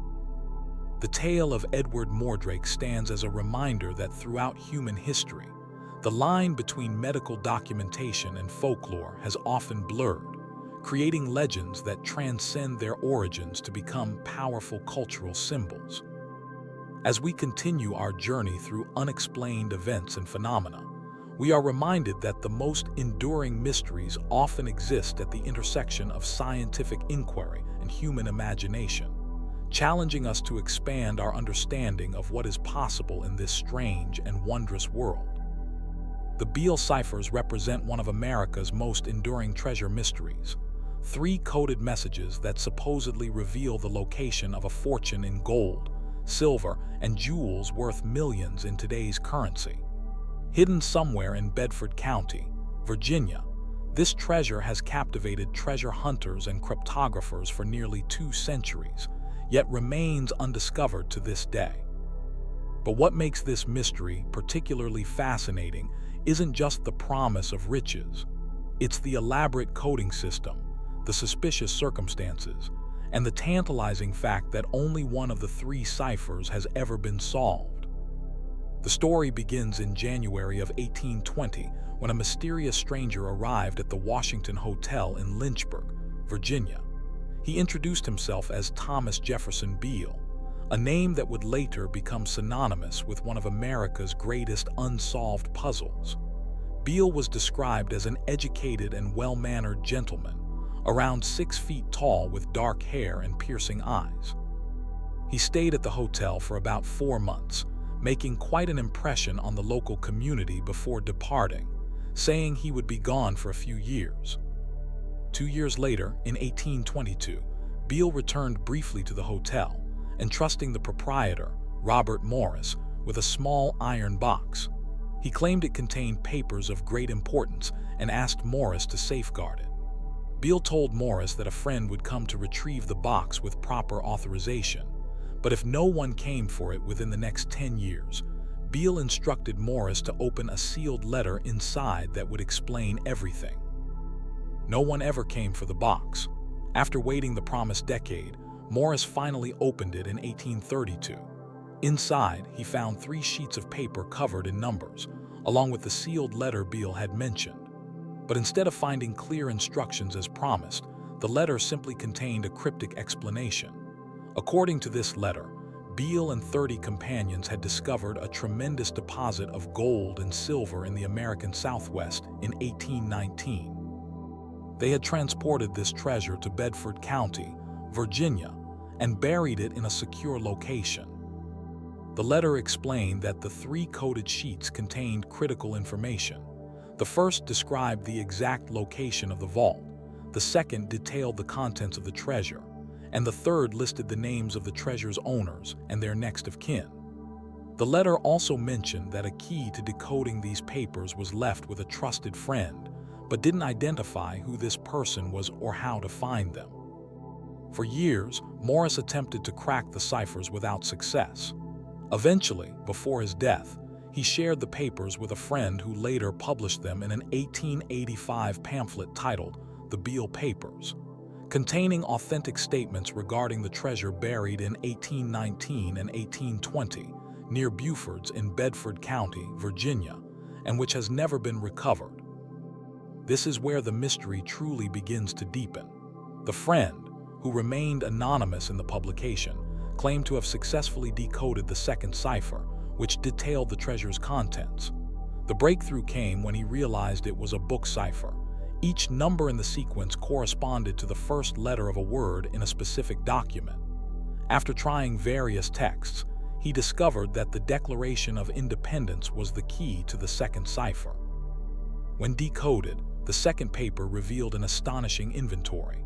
I have deposited in the county of Bedford, about 4 miles from Beaufort's, in an excavation or vault, 6 feet below the surface of the ground, the following articles, belonging jointly to the parties whose names are given in number 3 herewith. The first deposit consisted of 1,014 pounds of gold and 3,812 pounds of silver, deposited November 1819. The second was made December 1820 and consisted of 1,907 pounds of gold and 1,288 pounds of silver, also jewels, obtained in St. Louis in exchange for silver to save transportation, and valued at $13,000. The message continued with details about how the vault was constructed, claiming it was built of stone and lined with brick, with the deposits secured by masonry and iron doors. At today's values, this treasure would be worth more than $50 million. Despite this tantalizing breakthrough, the first and third ciphers have never been conclusively decoded. The first cipher, which supposedly reveals the exact location of the treasure, has been the subject of countless decoding attempts. Many have tried using the Declaration of Independence as a key, as it worked for the second cipher, but this approach has yielded only gibberish for the other 2 papers. This is where skepticism begins to enter the picture. If the Declaration of Independence was the key to one cipher, why wouldn't it work for the others? Some researchers suggest that different historical documents might be the keys to the remaining ciphers, perhaps the Constitution, the Bill of Rights, or even the Virginia Charter. Others believe the remaining ciphers might use completely different encoding systems altogether. But there's another possibility that casts a shadow over the entire mystery. What if the Beale ciphers are an elaborate hoax? Several aspects of the story raise red flags. For one, no historical record of a Thomas Jefferson Beale has ever been found outside of this story. The pamphlet's anonymous author never revealed how he came into possession of the papers, or why Morris would have shared such valuable information with him. Linguistic analysis of the pamphlet has suggested that the language used in the decoded second cipher matches the writing style of the pamphlet's author, rather than what would be expected from someone writing in 1819. Some skeptics point out that the entire story might have been fabricated to sell copies of the pamphlet, which was indeed sold for the relatively high price of 50 cents in 1885. Perhaps most damning is the fact that the Declaration of Independence wasn't widely published with numbered words or sentences during the time Beale supposedly created the ciphers. How would he have ensured that his fellow treasure owners could use the same numbered version of the document to decode the message? Despite these concerns, the allure of the Beale treasure continues to captivate treasure hunters. Bedford County has seen numerous expeditions over the years, with people digging in locations they believe match clues in the ciphers or in Beale's letters. Some claim to have found promising signs, unusual stone structures, old iron doors, or geographic features that seem to align with cryptic descriptions in the papers. The mystery deepened in 1989 when an organization called the Beale Cipher Association published claims that they had partially decoded the first cipher, revealing coordinates that pointed to a location in the Blue Ridge Mountains. However, they never published their complete methodology, leading many to dismiss their claims. Computer scientists and cryptographers have approached the problem with increasingly sophisticated methods. Modern cryptanalysis techniques have been applied to determine if the number sequences in the undecoded ciphers have the statistical properties of genuine encrypted messages. Some analyses have suggested they do, while others indicate they might be random numbers designed to appear as a cipher. In 2014, a statistical analysis published in a cryptography journal suggested that the first cipher might not use the same book cipher technique as the second. Instead, it might employ a more complex substitution method or even a completely different type of encryption altogether. What makes the Beale cipher so enduring as a mystery is the perfect balance of plausibility and doubt. The successful decoding of one cipher provides just enough validation to make the story credible, while the remaining unsolved ciphers keep the puzzle tantalizingly out of reach. If the treasure is real, considering the time that has passed, there are several possibilities for its current status. It could still be buried where Beale left it, undisturbed for 2 centuries. It might have been found by someone who kept their discovery secret to avoid taxes or legal complications. Or perhaps natural forces, erosion, flooding, or land development, have altered the landscape so significantly that the treasure's hiding place has been destroyed or rendered inaccessible. For those who believe the ciphers are authentic, the hunt continues. Modern treasure seekers use everything from ground-penetrating radar to satellite imagery to identify potential sites. Others focus their efforts on breaking the remaining codes, applying artificial intelligence and computer algorithms to test millions of possible solutions. Whether the Beale treasure exists or not, the ciphers themselves represent a fascinating piece of American folklore, a treasure map in code that has resisted solution for almost 200 years. They remind us of our enduring fascination with hidden riches and unsolved puzzles, and how the promise of discovery can captivate generation after generation of seekers. Perhaps the real treasure of the Beale ciphers isn't gold or silver, but the mystery itself, an intellectual puzzle that continues to challenge us across the centuries, beckoning with the tantalizing possibility that someone, someday, might finally crack the code and unearth a fortune that has waited in darkness for nearly 200 years. Nestled among the rolling hills of Northumberland in northern England sits the ancient market town of Hexham, a place where history stretches back to Roman times. But in the quiet suburb of Reed Avenue, an unsettling discovery in 1971 would thrust this sleepy town into one of Britain's strangest paranormal mysteries. A tale of ancient stone heads that seemingly possessed an unnatural ability to move on their own and bring terror into the homes of those who possessed them. This is the disturbing story of the Hexham Heads. It began on a crisp February day when two young brothers, Colin and Leslie Robson, aged 11 and 10, were digging in their family garden at number 3 Reed Avenue. What started as innocent childhood exploration quickly turned into something far more unusual when their shovels struck something solid beneath the soil. Brushing away the dirt, the boys uncovered two small stone heads, each about the size of a tennis ball. The objects were crude but undeniably crafted by human hands. One head had a distinctly masculine appearance with rough features and hollow eye sockets that gave it an eerie, watchful quality. The other appeared more feminine, with smoother features and long hair or possibly a headdress carved into the stone. Both were heavy for their size and colored differently, one yellowish-brown, the other a grayish-blue. At first, the discovery seemed nothing more than an interesting curiosity. The boys brought the heads inside their home, pleased with their find, and showed them to their parents. The Robsons initially thought little of the objects, assuming they were simply old garden ornaments left behind by previous residents. They placed them on a shelf in the house, unaware that they had invited something inexplicable into their home.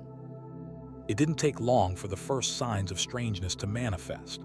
The family began noticing small objects around the house being moved or displaced when no one was present. Items would vanish from one location only to reappear in another. More disturbing were the occasional thuds and scraping sounds coming from rooms that were empty. When checked, nothing would appear amiss, except sometimes the stone heads would be found in different positions than where they had been left. The situation escalated dramatically one morning when the Robsons' daughter, Nancy, was awoken by a frightening presence in her bedroom. She described seeing a half-man, half-sheep creature standing by her bed, watching her. The entity had the upper body of a man but the legs and hooves of a sheep or goat and a horned head. Before she could scream, the apparition vanished. The family initially dismissed her story as a nightmare, but they couldn't explain away what happened next. The neighbors at number 1 Reed Avenue, the Dodd family, reported an equally terrifying encounter just days later. Ellen Dodd was alone in her house when she heard a strange commotion. Investigating the noise, she was confronted with the horrifying sight of what she described as a werewolf or man-beast ascending her stairs. The creature was tall and hairy with a human-like face but animal features. Mrs. Dodd fled from her home in terror, refusing to return until her husband came back from work. The connection between the two incidents might never have been made if not for a casual conversation over the garden fence. When Mrs. Dodd mentioned her frightening experience to the Robsons, they shared their daughter's similar sighting. The coincidence was too striking to ignore, and both families began to wonder if there might be a link between these apparitions and the stone heads the boys had unearthed. As word of the strange event spread through the neighborhood, Dr. Ann Ross, a respected archaeologist and Celtic specialist from Southampton University, learned of the discovery. Intrigued by descriptions of the heads, which resembled Celtic artifacts she had studied, she arranged to examine them. The Robsons, by this point growing increasingly uncomfortable with their find, gladly handed the objects over for scientific study. Dr. Ross brought the heads back to her home in Southampton, nearly 300 miles from Hexham. She placed them in her study among her collection of other ancient artifacts, thinking nothing more of it than a curious find that might provide insights into local Celtic traditions. She could not have anticipated what would happen next. Just 2 days after bringing the heads into her home, Dr. Ross awoke around 2 in the morning with an inexplicable sense of dread. As she looked toward her bedroom door, she witnessed a distressing sight, a large, wolf-like figure with a human torso, but a wolf's head walking out of her room and down the hallway. The figure was solid and seemed physical rather than ghostly, and it moved with purpose toward her daughter's bedroom. Fearing for her child, Dr. Ross leaped from bed and pursued the entity, but it had vanished by the time she reached the hallway. She checked on her daughter, who was sleeping peacefully, then searched the house but found nothing unusual. The doors and windows remained locked, leaving no explanation for what she had seen. The following morning, Dr. Ross dismissed the incident as a vivid nightmare. However, her 17-year-old daughter soon provided corroboration that shattered this comforting explanation. Without any prompting or prior knowledge of her mother's experience, she reported seeing a large, wolf-headed figure crossing the landing during the night. The creature, she said, had glowing eyes and moved silently despite its size. Now thoroughly disturbed, Dr. Ross began to consider a connection between these manifestations and the Hexham heads. Her suspicions were confirmed when, after moving the heads to her garage, the paranormal activity ceased in the main house, but strange noises began emanating from the garage at night. When she temporarily removed the heads from her property altogether, giving them to a colleague for examination, the phenomena stopped completely. Dr. Ross, a scientist with an established reputation, took the extraordinary step of documenting her experiences in an academic paper. She described the heads as likely dating from the Iron Age or Romano-British period, potentially between 2,000 and 2,500 years old. More significantly, she linked them to the Celtic cult of the severed head, a practice where heads were believed to contain the soul and power of individuals, and were sometimes kept as objects of veneration or protection. But the story of the Hexham heads was far from over. They soon passed into the hands of another researcher, Frank Hyde, who reported that one night the heads inexplicably jumped off a shelf in his home. Later, they were examined by Professor Dearman of the University of Newcastle, who conducted geological tests on the objects. In a surprising twist, Dearman's analysis suggested that the heads were not ancient at all, but had been made in the 20th century. The materials were identified as a form of concrete or reconstituted stone commonly used in modern construction. This finding cast doubt on their archaeological significance, but did nothing to explain the phenomena associated with them. The final strange chapter in this tale came when a local man named Desmond Craigie came forward after hearing about the heads in the news. Craigie claimed that he had created the heads himself in 1956 while living at the Reed Avenue house, where the Robsons later found them. He said he had made them as toys for his daughter, using a concrete mix and stone powder, and had simply discarded them in the garden when the family moved away. Craigie's claim seemed to solve the mystery of the head's origin, but it left the supernatural elements of the story completely unexplained. If these were simply homemade concrete sculptures created in the 1950s, what could account for the consistent reports of paranormal activity and apparitions across multiple households? Some paranormal researchers have suggested that even if the heads themselves were modern creations, they might have been inadvertently created on a site of ancient significance, perhaps absorbing energies or serving as a focus for supernatural forces that were already present in the location. Others have proposed that the intense belief and fear surrounding the objects might have generated a form of psychic energy that manifested as the reported phenomena, a concept known in parapsychology as a thought form or tulpa. Adding to the mystery is the fact that the Hexham heads themselves have vanished. After passing through several hands for study, they disappeared sometime in the late 1970s. Despite numerous inquiries by researchers and journalists, no one knows where they are today. Some suggest they were deliberately destroyed due to their disturbing properties, while others believe they are still in someone's possession, hidden away because of the phenomena they purportedly cause. The case of the Hexham heads stands as one of Britain's most peculiar paranormal mysteries, a story that begins with a simple garden discovery and evolves into a complex web of inexplicable events, scientific examination, and ultimately, disappearance. Even with the possibility that the heads themselves were modern creations, the consistent reports from credible witnesses, including a respected archaeologist, suggest that something truly unusual occurred in connection with these objects. Perhaps most disturbing is the similarity between the entity described by witnesses in both Hexham and Southampton, a creature resembling the ancient Celtic deity Cernunnos, often depicted as half man and half animal.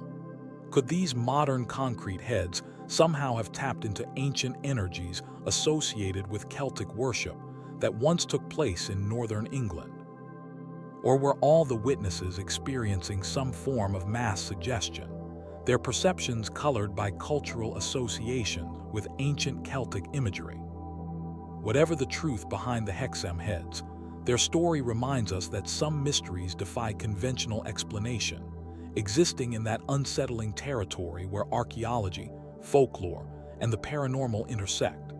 And somewhere, perhaps, these unassuming stone objects still exist, carrying with them their power to frighten and fascinate, waiting to be discovered once again, and perhaps resume their strange journey through the homes of the unwary. On a stormy Thanksgiving Eve in 1971, somewhere in the skis between Portland, Oregon, and Seattle, Washington, one of America's most baffling crimes was set in motion. A nondescript man in a business suit would pull off the only unsolved airplane hijacking in United States history, vanish into the night with $200,000, and launch a mystery that has confounded the FBI and amateur sleuths for over 5 decades. This is the enigmatic story of D.B. Cooper. The events began on November 24, 1971, when a man identifying himself as Dan Cooper purchased a one-way ticket on Northwest Orient Airlines Flight 305 from Portland to Seattle. There was nothing remarkable about him. Witnesses would later describe him as a man in his mid-40s, between 5 feet 10 inches and 6 feet tall, wearing a black or dark brown business suit with a white shirt, black tie, and loafers. He ordered a bourbon and soda, lit a cigarette, and settled into seat 18C on the Boeing 727. Shortly after takeoff, Cooper handed a note to Florence Schaffner, the flight attendant nearest to him. Thinking it contained a phone number from a lonely businessman, she initially placed the note in her pocket without reading it. Cooper leaned toward her and whispered, "Miss, you'd better look at that note. I have a bomb." The note, which Cooper would later reclaim, reportedly contained a chilling message. He had a bomb in his briefcase, was hijacking the airplane, and demanded $200,000 in unmarked $20 bills, 4 parachutes, 2 main chutes and 2 reserve chutes, and a fuel truck standing by in Seattle to refuel the aircraft. When Schaffner asked to see the bomb, Cooper opened his briefcase slightly, revealing what appeared to be a tangle of wires, red cylindrical objects that looked like dynamite, and a battery. Whether this was an actual explosive device has never been determined, but in the heightened security environment of the early 1970s, when airplane hijackings were relatively common, no one was willing to take chances. The captain was informed of the situation, and he contacted air traffic control, who alerted authorities on the ground. When the plane landed in Seattle, Cooper's demands were met with remarkable efficiency.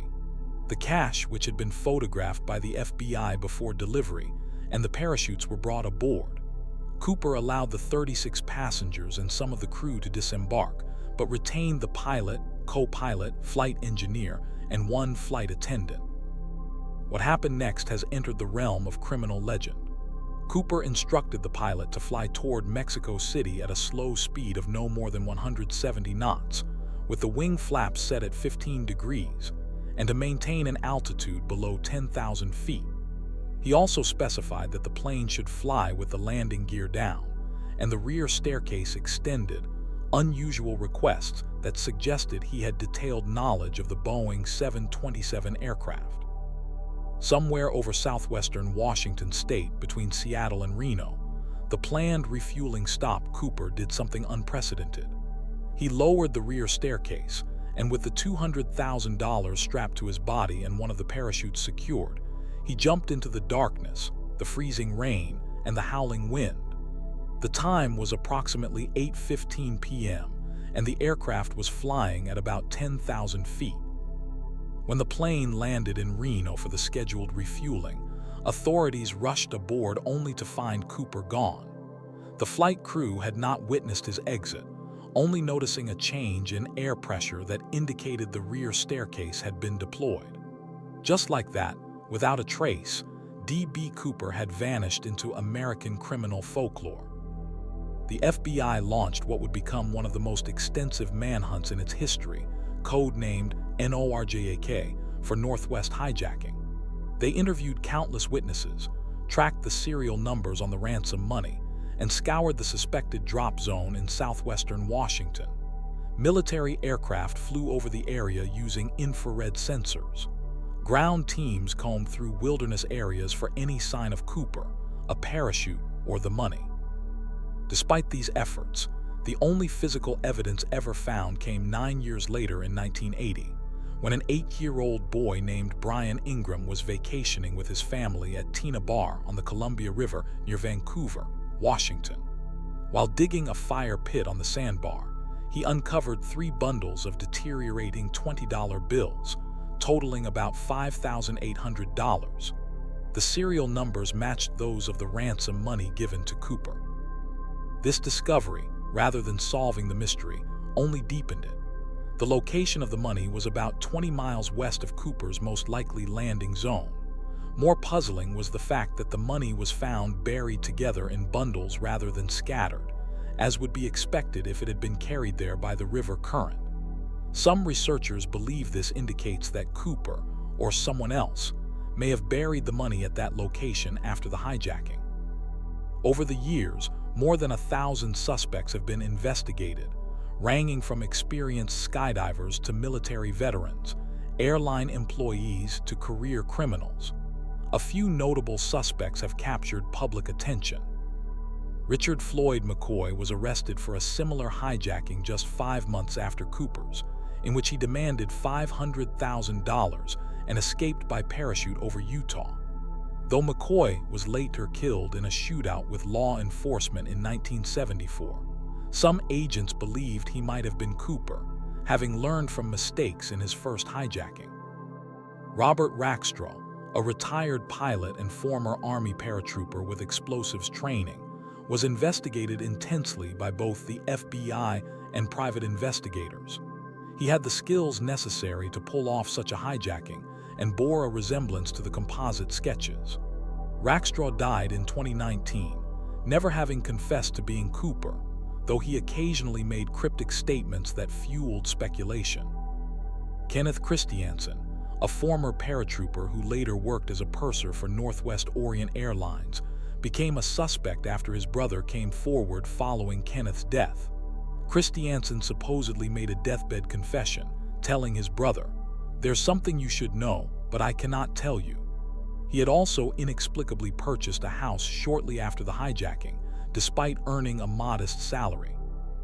One of the most elaborate theories centers around Dwayne Weber, who allegedly confessed to his wife on his deathbed in 1995 that he was D.B. Cooper. His wife, Jo Weber, came forward after his death, claiming that Dwayne had taken her to Tina Bar years before the money was found there and had pointed out the location, saying, "This is where I buried the money." He also reportedly had nightmares in which he would mumble about leaving fingerprints on the plane. In July 2016, after one of the longest investigations in its history, the FBI officially suspended active investigation of the NORJAK case. They cited the need to focus resources on more urgent criminal investigations. While they expressed willingness to review any physical evidence that might emerge related to the ransom money or parachute, they would no longer actively pursue the case. This decision has done nothing to dampen public fascination with the case. Each year, Cooper enthusiasts gather in Ariel, Washington, near the supposed drop zone, for D.B. Cooper Days to discuss theories and celebrate the mysterious hijacker who some view as a folk hero, a modern-day outlaw who outsmarted both commercial aviation and the federal authorities. What makes the Cooper case so enduring is not just the audacity of the crime, but the complete lack of resolution. Did he survive the jump? If so, did he ever spend the money, and why was only a small portion found at Tina Bar? If he died in the attempt, why has no body or equipment ever been recovered? And perhaps most intriguingly, who was the man who called himself Dan Cooper? The survival question is particularly contentious. Some experts believe Cooper could not have survived the jump. He was not dressed for the freezing conditions at 10,000 feet, wearing only a business suit and loafers. The terrain below was heavily forested and mountainous, difficult to navigate even in daylight with proper equipment. The weather that night was particularly treacherous, with rain, sleet, and temperatures well below freezing. Furthermore, one of the parachutes Cooper took was actually a training model that could not be deployed. Some believe this indicates he did not have the expertise he claimed, although others argue he may have deliberately left the dummy chute behind as a red herring. On the other hand, Cooper demonstrated significant knowledge about aircraft, parachuting, and the local geography. His specific demands regarding the flight path, altitude, and configuration of the plane suggest someone with aviation experience. He also chose a flight path that would take him over less populated areas, potentially increasing his chances of escaping undetected. Recent scientific analysis has introduced new perspectives on the case. Using modern wind tunnel testing and weather data from that night, some researchers have suggested that Cooper may have landed much farther east than originally thought, perhaps even in areas that were never searched. Others have used computer models to analyze where the money found at Tina Bar might have traveled if it had been in the river system, with some concluding that the money was likely placed there well after the hijacking.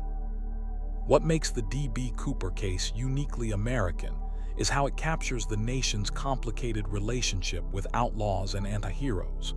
Cooper committed a serious crime, aircraft hijacking, that today would be classified as terrorism.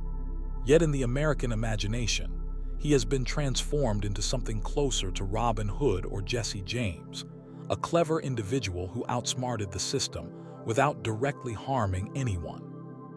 This romanticization overlooks the terror experienced by the flight crew and the fact that Cooper's actions could have ended in tragedy. Nevertheless, his story continues to inspire books, movies, television episodes, and even songs. The image of a nondescript man disappearing into the night sky with a fortune strapped to his body has become one of the most enduring mysteries in American crime history. As time passes, the likelihood of solving the case diminishes. Most of the key figures in the original investigation have passed away. Physical evidence, if it exists, has been subjected to 50 years of Pacific Northwest weather and forest decomposition. Even if Cooper survived, he would now be well into his 90s or possibly deceased from natural causes. Yet the fascination endures. Perhaps what we're really drawn to in the Cooper case is not just the whodunit aspect, but what it represents: a last hurrah of a simpler time before hijacker-proof cockpits, TSA security checkpoints, and universal surveillance. D.B. Cooper vanished into the night during the final moments when such a disappearance was still possible in America, when a person could still truly disappear and take their secrets with them. Wherever and whoever D.B. Cooper is or was, his legacy is secured as the perpetrator of the only unsolved hijacking in aviation history, a ghost who stepped out of an airplane and into legend, leaving us with nothing but theories, speculations, and the tantalizing possibility that somewhere, a quiet elderly man might be smiling at the mention of his famous alias, the secret of what really happened on that stormy November night in 1971 still locked safely in his memory. Imagine waking up tomorrow to discover that the year isn't 25 but actually 1725, that somehow 300 years of history never actually happened. This isn't the plot of a science fiction novel, but the controversial phantom time hypothesis, a theory that suggests a significant chunk of the Middle Ages was entirely fabricated. According to this extraordinary claim, the years between 614 and 911 AD never occurred. Charlemagne never existed, Viking raids were staged, and the documents from this period were clever forgeries created as part of an elaborate conspiracy. But how could such a massive historical deception occur, and what evidence exists to support such an outlandish theory? The phantom time hypothesis was primarily developed in the 1990s by Heribert Illig, a German historian and publisher, with help from Dr. Hans-Ulrich Niemitz. Their core argument is shockingly straightforward. They believe that during the transition from the Julian to the Gregorian calendar in the 16th century, historians and powerful political figures, including Pope Gregory XIII and Holy Roman Emperor Otto III, conspired to add approximately 300 years to the calendar. This means that when Pope Gregory introduced his calendar reform in 1582, the year should actually have been 1282. Illig's suspicions were initially triggered by what he perceived as architectural anomalies in Charlemagne's chapel at Aachen, Germany. He noted that the structure featured architectural elements and construction techniques that seemed too advanced for the 8th and 9th centuries, appearing instead to align with styles from several centuries later. This observation led him to question whether Charlemagne, often called the Father of Europe and a pivotal figure in medieval history, actually existed at all. From this seed of doubt grew a comprehensive alternative timeline of history.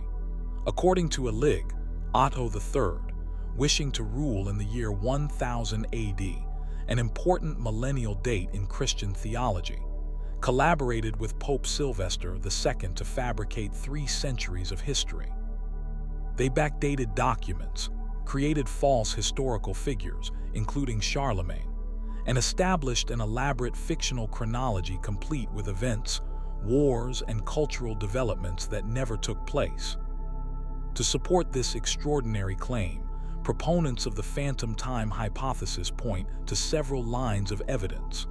First, they highlight what they call the documentary gap, an alleged scarcity of archaeological and documentary evidence from the period in question.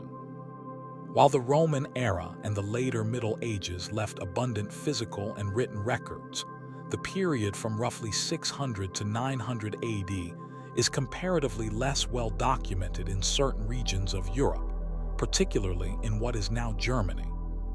Supporters also cite inconsistencies in dating methods.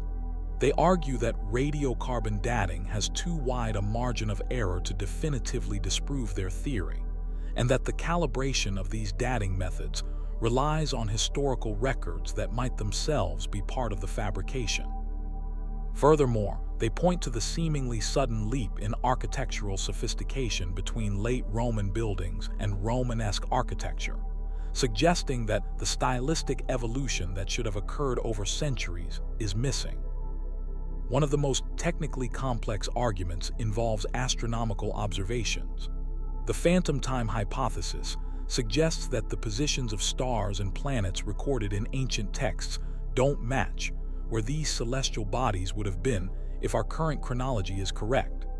Specifically, they claim that astronomical events described in historical sources from before the Phantom period don't align with astronomical retrocalculations unless we adjust the timeline. Another curious piece of evidence involves the adoption of Arabic numerals in Europe. Officially, these numerals were introduced to European mathematics in the 10th century, yet they didn't come into widespread use until the 15th century. Supporters of the hypothesis ask why it would take 500 years for such a clearly superior numbering system to be adopted, suggesting instead that the gap is fictional and much less time actually passed. But perhaps the most compelling psychological aspect of the theory is the notion of the Dark Ages itself. The early medieval period has traditionally been characterized as a time of cultural and intellectual decline after the fall of Rome, a narrative that fits conveniently with the idea that this period might not have existed at all. If significant portions of this era were invented, it would explain why it appears as a period of relative stagnation compared to the classical and later medieval periods. The implications of this theory, if true, would be staggering. Major historical figures like Charlemagne, Alfred the Great, and the Prophet Muhammad would be fictional characters. The Viking Age would be a fabrication. The entire chronology of the early spread of Christianity and Islam would need to be rewritten. Art history, architectural history, the development of languages, virtually every aspect of our understanding of human civilization would require radical revision. Despite its fascinating premise, the phantom time hypothesis has been thoroughly rejected by mainstream historians, archaeologists, and scientists for compelling reasons. The evidence against it is overwhelming and comes from multiple independent disciplines, creating a web of corroborating facts that firmly establish the reality of those supposedly phantom centuries. Perhaps the most decisive evidence comes from dating methods that operate independently of historical records. Tree ring chronology, or dendrochronology, provides an unbroken sequence of tree rings dating back thousands of years. By matching overlapping patterns in trees of different ages, scientists have created continuous chronologies that show no missing centuries. Similarly, ice core samples from Greenland and Antarctica provide year-by-year climate records going back many millennia, with no indication of a 300-year gap. Archaeological evidence also contradicts the hypothesis. Sites from the supposedly phantom period exist throughout Europe, North Africa, and Asia, with clear stratigraphic layers that correspond to the supposed phantom centuries. Material culture from these sites shows a clear evolutionary development, with no suspicious jumps or gaps in technological advancement that would suggest fabricated history. The documentary evidence against the phantom time hypothesis is similarly robust. While it's true that fewer written records survive from the early Middle Ages compared to the Roman period or the later medieval era, this is exactly what we would expect from a time of political fragmentation and reduced literacy following the collapse of the Western Roman Empire. Far from being non-existent, documents from this period come from diverse sources across Europe, Byzantium, and the Islamic world. These include chronicles, legal codes, religious texts, personal letters, and administrative records. Most devastating to the hypothesis is the fact that these records come from civilizations that were often in conflict or had limited contact with each other. The Byzantine Empire, the various Germanic kingdoms, the expanding Islamic Caliphate, the Tang dynasty in China, and the kingdoms of India all provide corroborating evidence for events during this period. For a conspiracy to fabricate 300 years of history to succeed, it would require the collaboration of multiple rival states, religions, and cultures across 3 continents, an impossibility by any reasonable standard. The astronomical argument also collapses under scrutiny. Far from supporting the phantom time hypothesis, precisely dated astronomical observations from diverse sources confirm the conventional chronology. Chinese, Arab, and Byzantine astronomers recorded solar eclipses, comets, and planetary conjunctions during the phantom period, and modern astronomical retrocalculations confirm that these events occurred exactly when the historical records claim they did. Particularly notable are the detailed astronomical records kept by Chinese astronomers, who meticulously documented celestial phenomena, including the appearance of Halley's Comet every 76 years, records that perfectly align with our modern understanding of its orbit through the supposedly fabricated centuries. As for the adoption of Arabic numerals, historians point out that technological and cultural innovations often take centuries to achieve widespread use, especially in pre-modern societies. The slow adoption of a new numbering system, despite its advantages, is not evidence of missing time, but rather a well-documented feature of how innovations diffuse through societies, particularly before the age of mass communication. The architectural anomalies that first inspired Elig's theory can be explained by recent archaeological discoveries and a better understanding of cultural transmission during the period.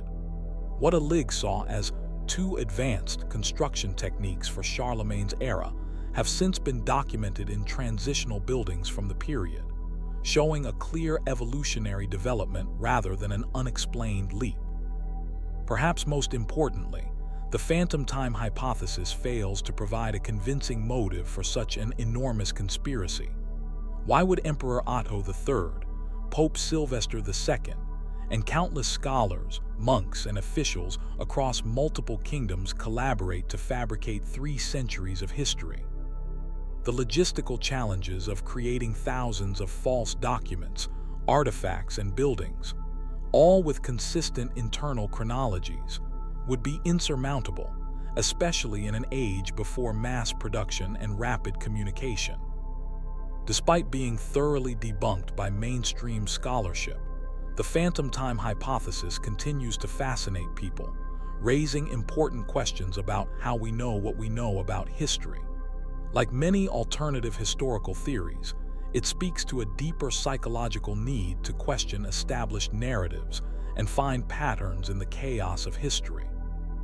It represents a particular type of conspiracy theory that appeals to those who suspect that powerful elites manipulate our understanding of reality, a sentiment that resonates in any era. The theory also highlights genuine challenges in the study of early medieval history. The 6th through 9th centuries were indeed a time of significant transformation in Europe, with the collapse of old Roman institutions, population decline, reduced literacy, and political fragmentation. These factors did create real gaps in our historical knowledge that scholars continue to work diligently to fill through archaeology, manuscript studies, and other disciplines. But rather than evidence of fabricated time, these gaps represent the genuine challenges of studying periods of major transition.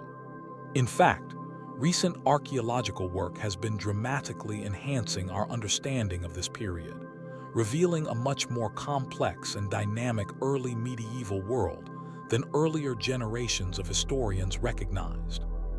Far from being dark ages, these centuries saw crucial developments in agriculture, trade networks, religious institutions, and cultural exchange that laid essential groundwork for the later medieval world. The phantom time hypothesis has unintentionally performed a service by drawing attention to this fascinating period and stimulating interest in early medieval studies. Each new archaeological dig, each newly analyzed manuscript, and each scientific dating result further confirms the reality of these centuries, while enriching our understanding of their distinctive character. What makes this theory particularly interesting as a historical case study is how it demonstrates the interconnectedness of our knowledge systems. No single piece of evidence definitively disproves the phantom time hypothesis. Rather, it's the convergence of multiple independent lines of evidence, dendrochronology, ice cores, astronomical records, archaeology, documents from diverse cultures, linguistic evolution, and more, that renders the theory untenable. This illustrates how historical knowledge, at its best, resembles a web of mutually supporting evidence, rather than a chain that is only as strong as its weakest link. The phantom time hypothesis also reveals something important about human psychology and our relationship with the past. We are naturally drawn to grand, sweeping narratives that promise to overturn everything we thought we knew. There's something thrilling about the possibility that history as we understand it might be fundamentally wrong, that 300 years we learned about in school might never have happened. Such theories offer the allure of secret knowledge, of seeing through deceptions that others accept without question. Yet this case also demonstrates the value of academic consensus built on methodical research and peer review. While individual scholars can certainly make mistakes or become entrenched in flawed paradigms, the collective work of thousands of researchers across different fields and cultural backgrounds provides a powerful corrective mechanism. When a theory contradicts evidence from multiple independent disciplines, as the phantom time hypothesis does, we have strong reason to doubt its validity, no matter how intriguing it might be. In the end, the 300 phantom years were very real, filled with the lives, struggles, innovations, and cultures of countless people across Europe, Asia, and Africa. From the spread of early Islam to the Carolingian Renaissance, from Byzantine resilience against Arab expansion to the establishment of trade networks across the North Sea, these centuries witnessed crucial developments that shaped our world in ways both subtle and profound. The true mystery is not whether these centuries existed, but how we can continue to recover and understand the experiences of those who lived through them. People who, like us, faced challenges, created beauty, sought meaning, and contributed in their own ways to the long, unbroken story of human civilization. Their world may seem distant and different from our own, but it was just as real, just as complex, and just as worthy of our attention and understanding as any other period of human history. Perhaps the most valuable lesson we can take from examining theories like the phantom time hypothesis is the importance of historical thinking itself. The careful weighing of evidence, the recognition of our own biases, and the humility to acknowledge the limits of our knowledge. In a world where misinformation spreads rapidly and conspiracy theories flourish, these critical skills have never been more essential. The past may sometimes seem like a foreign country, but learning to navigate it with rigor and imagination helps us better understand not just where we came from, but who we are. Hidden beneath the seemingly innocent facade of an abandoned military base lies one of the most bizarre and unsettling conspiracies of the 20th century. On the easternmost tip of Long Island, New York, stands Camp Hero, once a coastal defense station built during World War II. Its radar tower still looms over the landscape like a silent sentinel, watching, waiting, and perhaps hiding secrets far stranger than anyone could imagine. This is the alleged home of what became known as the Montauk Project, a series of clandestine experiments that some believe ventured into realms of science so advanced and disturbing that they had to be buried from public view. The story of the Montauk Project begins in the aftermath of another mysterious government initiative, the Philadelphia Experiment. According to those who believe in its existence, in 1943, the United States Navy conducted tests to create electromagnetic fields around warships, attempting to make them invisible to enemy radar. But something went terribly wrong. The destroyer escort USS Eldridge didn't just disappear from radar screens. Some claim it vanished entirely, teleporting from Philadelphia Naval Shipyard to Norfolk, Virginia, before reappearing back in Philadelphia. Sailors allegedly fused with the metal of the ship, suffered mental breakdowns, or simply vanished, never to be seen again. While mainstream historians dismiss the Philadelphia experiment as nothing more than wartime rumor and misinterpreted naval exercises, believers claim that the government never abandoned the research. Instead, they say, it evolved into something far more ambitious at Camp Hero in Montauk during the 1970s and 80s. What began as research into radar technology supposedly expanded into explorations of mind control, psychic abilities, and eventually, manipulation of time and space itself. According to the most detailed accounts, primarily from a man named Preston Nichols who claims to have worked on the project, scientists at Camp Hero used an enormous transmitter to manipulate the thoughts of subjects, mostly young men, who had been carefully selected for their psychic potential.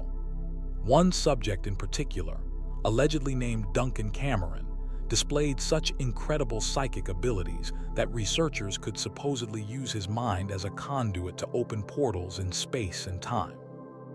The stories describe massive chairs, similar to dentist chairs but fitted with strange technology, where psychics would sit while their mental powers were amplified by colossal radio equipment. Through these amplifications, they could allegedly materialize objects out of thin air, peer into different times, and eventually create stable gateways to the past and future. Some accounts even claim that researchers sent people through these portals, exploring different eras and perhaps even alternative realities. But the experiments didn't stop at time travel. The more extreme narratives suggest that the Montauk scientists conducted horrific tests on kidnapped children, made contact with alien entities, and even created synthetic humans they called Montauk boys, programmed to carry out special missions. The project supposedly reached its peak on August 12, 1983, when something went catastrophically wrong. During an experiment, some believe a monster from Duncan Cameron's subconscious materialized and rampaged through the facility. To stop it, the project had to be shut down immediately, but not before opening a time vortex connecting back to 1943 and the original Philadelphia experiment, creating a strange temporal loop. The government allegedly abandoned Camp Hero after this incident, destroying records and equipment, and sealing underground levels where the most sensitive experiments had taken place. The facility was later decommissioned, and parts of it became a state park, open to the public but with many areas still restricted. Is there any truth to these wild claims? Skeptics point to the complete lack of verifiable evidence.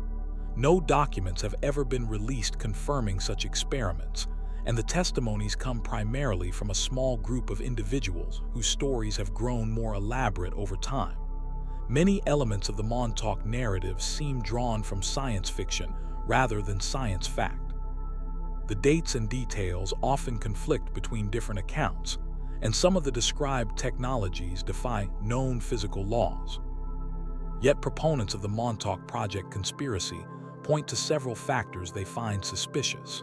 Camp Hero was indeed a military installation with an unusual radar system. Parts of the base remain off-limits decades after its official closure, and former military personnel have occasionally made vague comments about unusual research conducted there, though nothing approaching the scale of what the Montauk Project is said to have involved. There are those who believe that memories of working on the project were deliberately erased from participants' minds, explaining why more people haven't come forward with information. Some claim that the true nature of the experiments is hidden through disinformation, by making the stories sound so outlandish that serious investigation seems foolish. The Montauk Project gained renewed attention when the popular Netflix series Stranger Things premiered in 2016. The show's creators acknowledged drawing inspiration from Montauk legends for their story of government experiments, psychic children, and portals to another dimension. Originally, they had even planned to set their series in Montauk rather than the fictional Hawkins, Indiana. This mainstream reference breathed new life into the conspiracy, introducing it to an audience who had never heard of it before. Visitors to Camp Hero State Park today will find beautiful hiking trails, fishing spots, and spectacular ocean views. The massive radar dish still stands, though inactive, a strange monument to Cold War vigilance. The bunkers and buildings are weathered and sealed. The ground beneath visitors' feet feels solid enough, with no hint of the sprawling underground facilities some believe exist below. Park officials insist that stories of secret underground levels are nothing but fantasy, that geological surveys show no evidence of extensive subterranean structures. Yet something about the place continues to feed the imagination. Perhaps it's the isolation, the military remnants, or simply the power of a good story. Some visitors report equipment malfunctions, strange feelings of being watched, or unexplained phenomena when exploring the areas nearest the radar tower. These could easily be the power of suggestion at work, or perhaps something else. What makes the Montauk Project particularly fascinating is how it connects to other conspiracy theories like a dark web, linking Philadelphia experiments to alien contact, government mind control programs like MK-Ultra, which actually did exist, and even connections to secret societies believed to control world events from the shadows.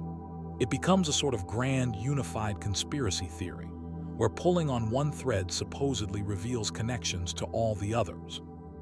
If we step back from the more fantastical elements, there are legitimate questions about what kind of research might have been conducted at places like Camp Hero during the Cold War. The United States government did perform unethical experiments during this period, from the Tuskegee syphilis study to MK-Ultra's mind control research, using LSD on unwitting subjects. Military research into psychological warfare, behavior modification, and advanced weapons was extensive and often conducted with minimal oversight or ethical constraints. So while time travel and materialized thought forms strain credibility, research into subjects like electromagnetic effects on human cognition or remote viewing wouldn't have been entirely out of place in the shadowy world of Cold War military research.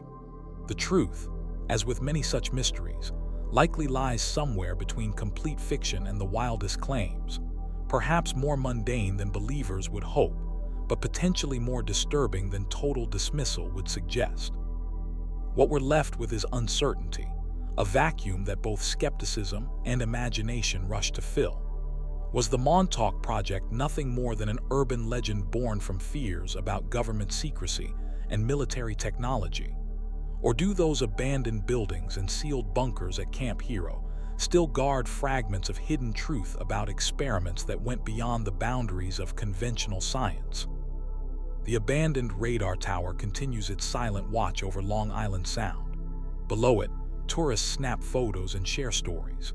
And deeper still, if some accounts are to be believed, empty corridors and chambers once filled with strange machines now lie dormant, waiting.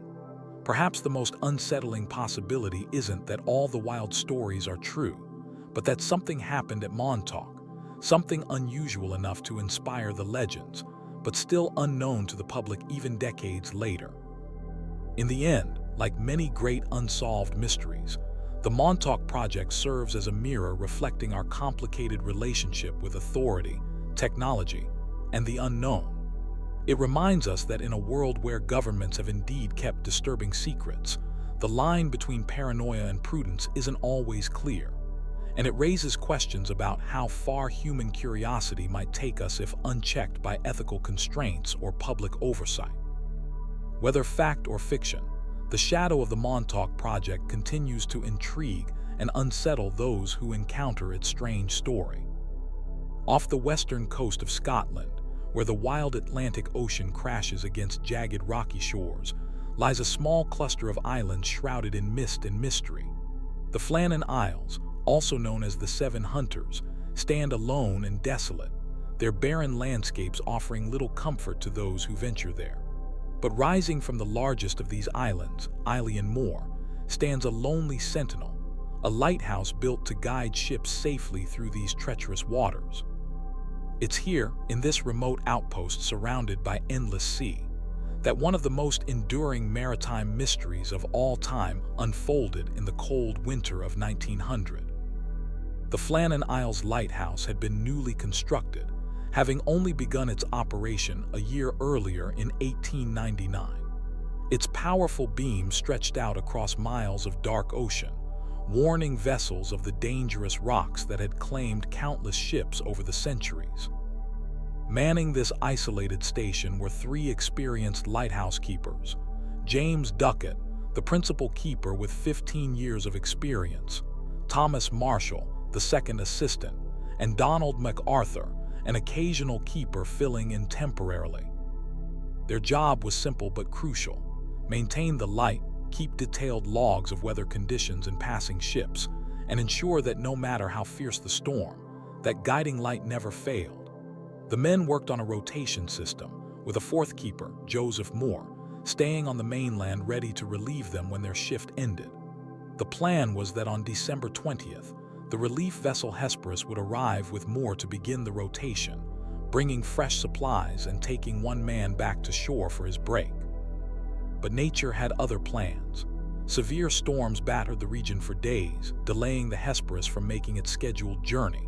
When the weather finally cleared enough for the vessel to approach the island on December 26th, the crew immediately sensed something was wrong. The landing platform was damaged, ropes were strewn about, and most troublingly, there was no sign of the keepers coming to greet them as was customary. No one stood waiting at the landing.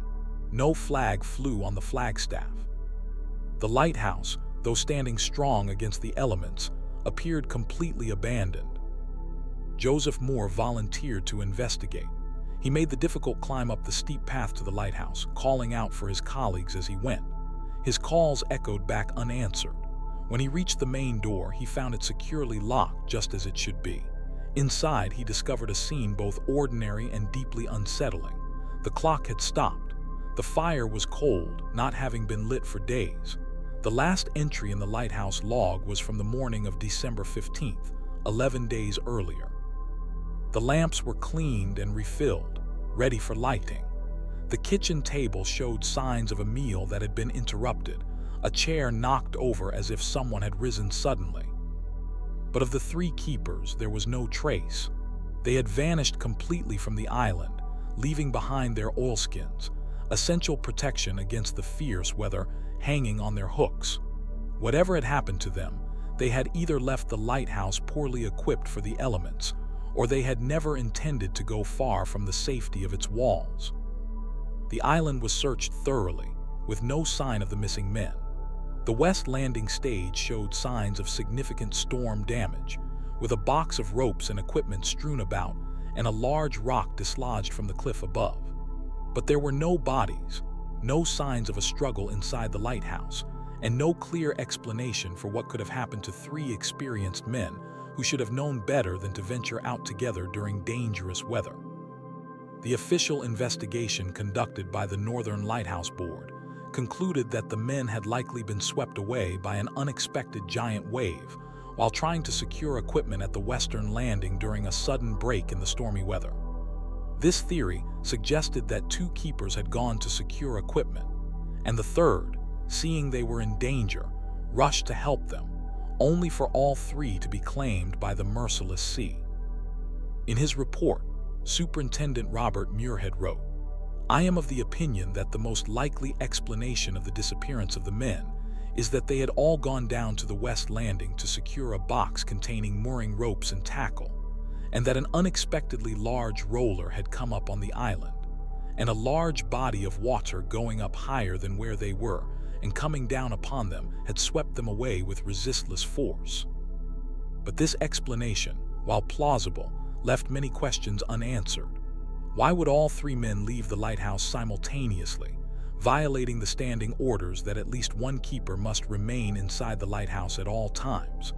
Why would the experienced principal keeper James Duckett allow such a basic safety protocol to be broken? And if they were securing equipment during a brief calm, why leave their waterproof oilskins behind? The final entries in the lighthouse log add another layer to the mystery. According to the log, the entries for the 13th, 14th, and 15th of December described severe winds of a force never known before, and noted that the three keepers had been praying for the storm to end. The entry claimed that James Duckett had been very quiet, Thomas Marshall had been crying, and Donald MacArthur, normally a strong, burly man, had been staring at the floor and sobbing. These logs painted a picture of three men terrified beyond reason by the storm, strange behavior for experienced lighthouse keepers accustomed to the fierce weather of the North Atlantic. However, later investigation revealed that these log entries might have been embellished or even fabricated by newspaper reports seeking to add drama to the story. The actual final entry was more mundane, noting simply that the storm had passed and all was well. This discrepancy between reported log entries and actual ones only deepened the mystery.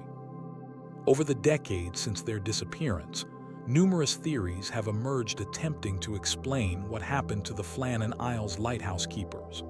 Some are grounded in the harsh realities of lighthouse life, while others venture into more speculative territory.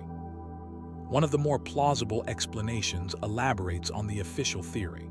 Perhaps one keeper did go out to secure equipment at the western landing during a lull in the storm. When this keeper found himself in danger from a sudden wave, the second keeper went to assist, followed by the third when both colleagues were in trouble.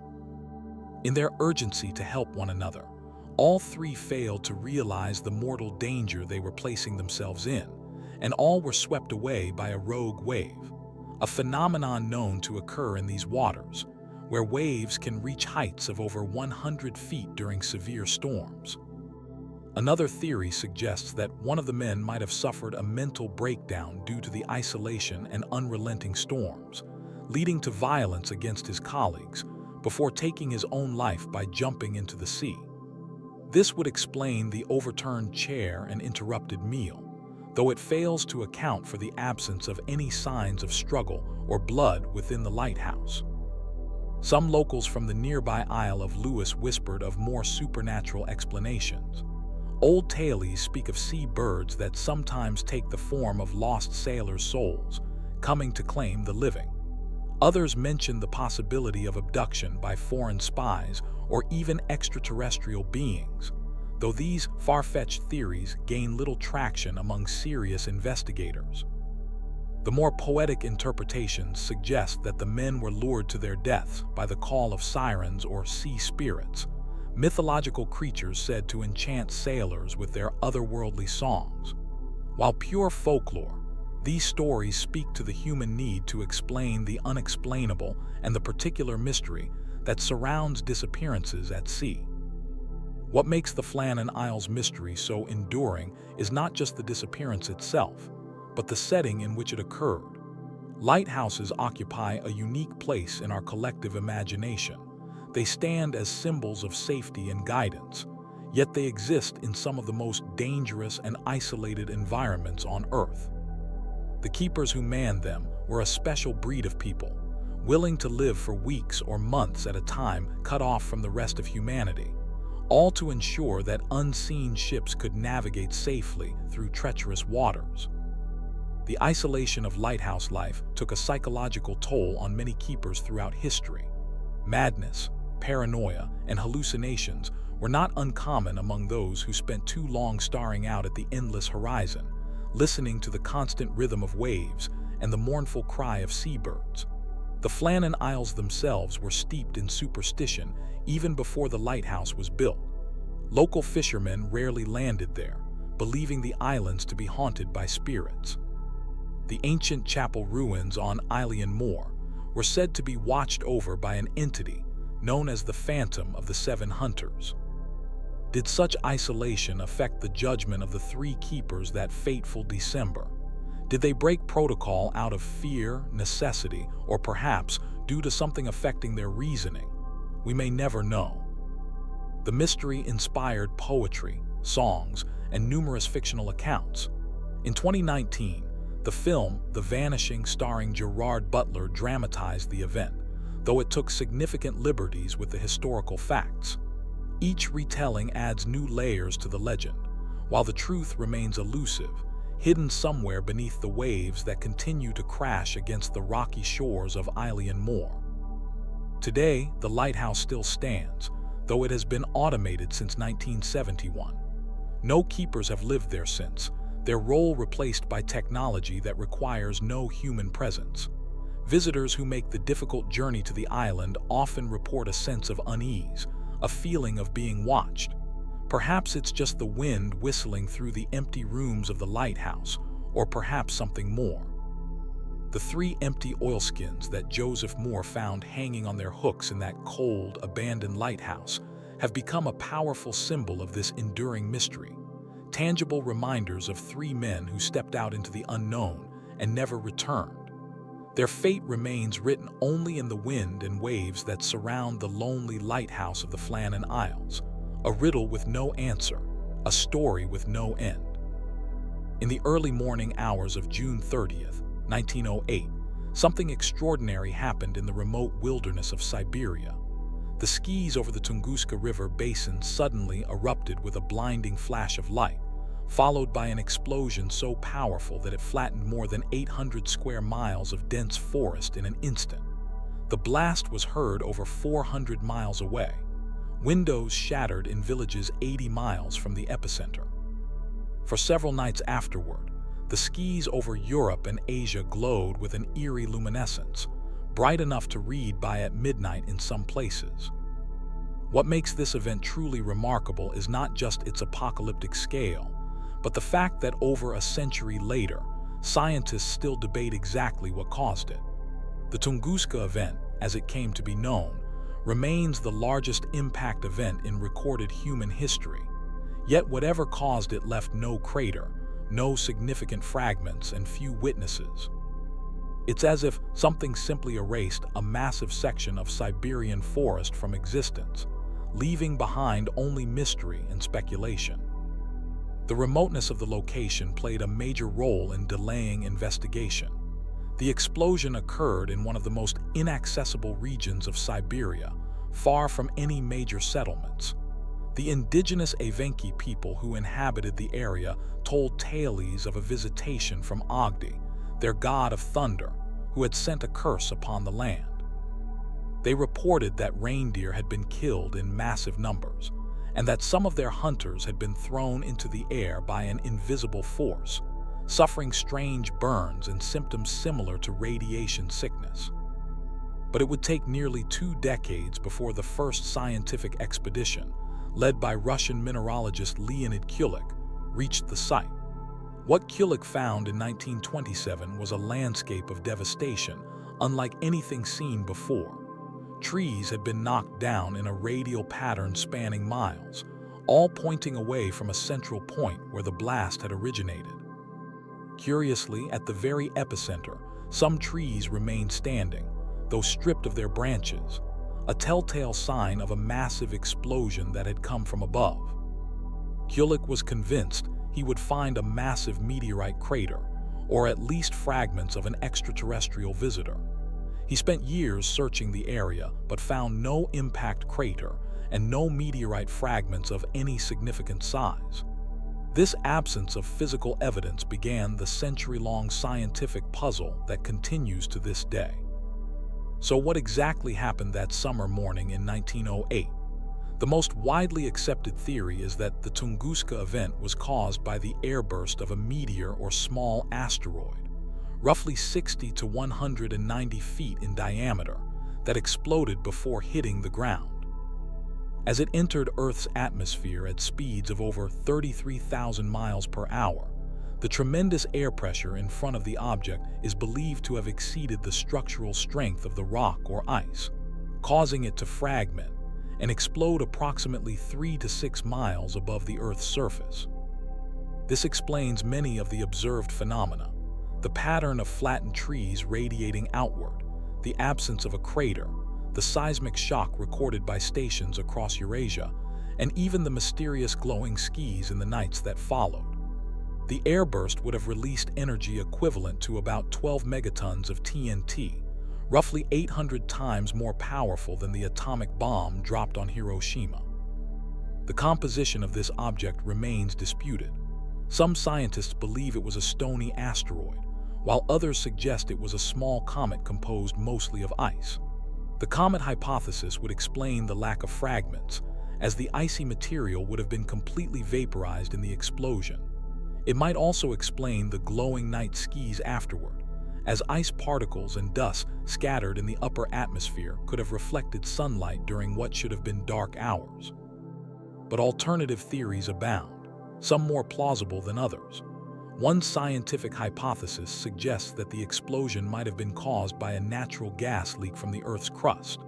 According to this theory, a massive amount of methane could have escaped from beneath the Siberian peat bogs and ignited in the atmosphere.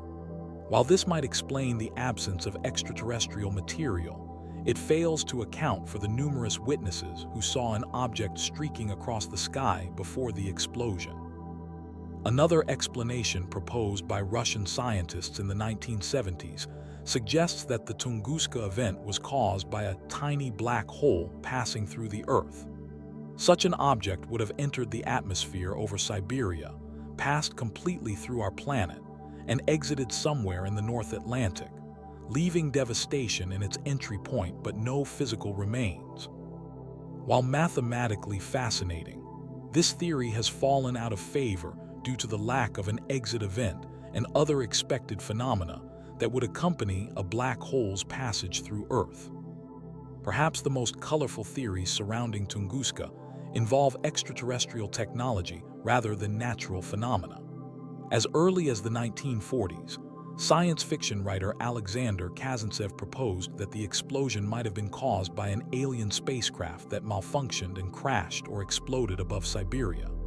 While lacking scientific credibility, this theory gained popularity during the Cold War era of UFO fascination and has persisted in popular culture. Some even link the event to the experiments of Nikola Tesla, the brilliant but eccentric inventor who was working on wireless energy transmission around the same time. According to this theory, Tesla was attempting to demonstrate his death ray technology to Arctic explorer Robert Peary, targeting the uninhabited North Pole, but missed and hit Siberia instead. Tesla himself reportedly appeared shocked when news of the Tunguska explosion eventually reached America, cutting short his experiments. Though this connection makes for a fascinating story, there's no credible evidence linking Tesla's work to the Siberian explosion. What makes the Tunguska event particularly valuable to modern science is that it provides a natural experiment, a demonstration of what happens when a relatively small celestial object collides with Earth.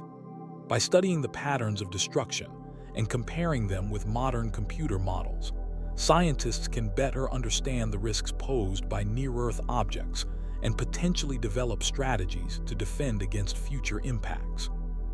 The most recent significant research expeditions to Tunguska have yielded tantalizing but inconclusive evidence.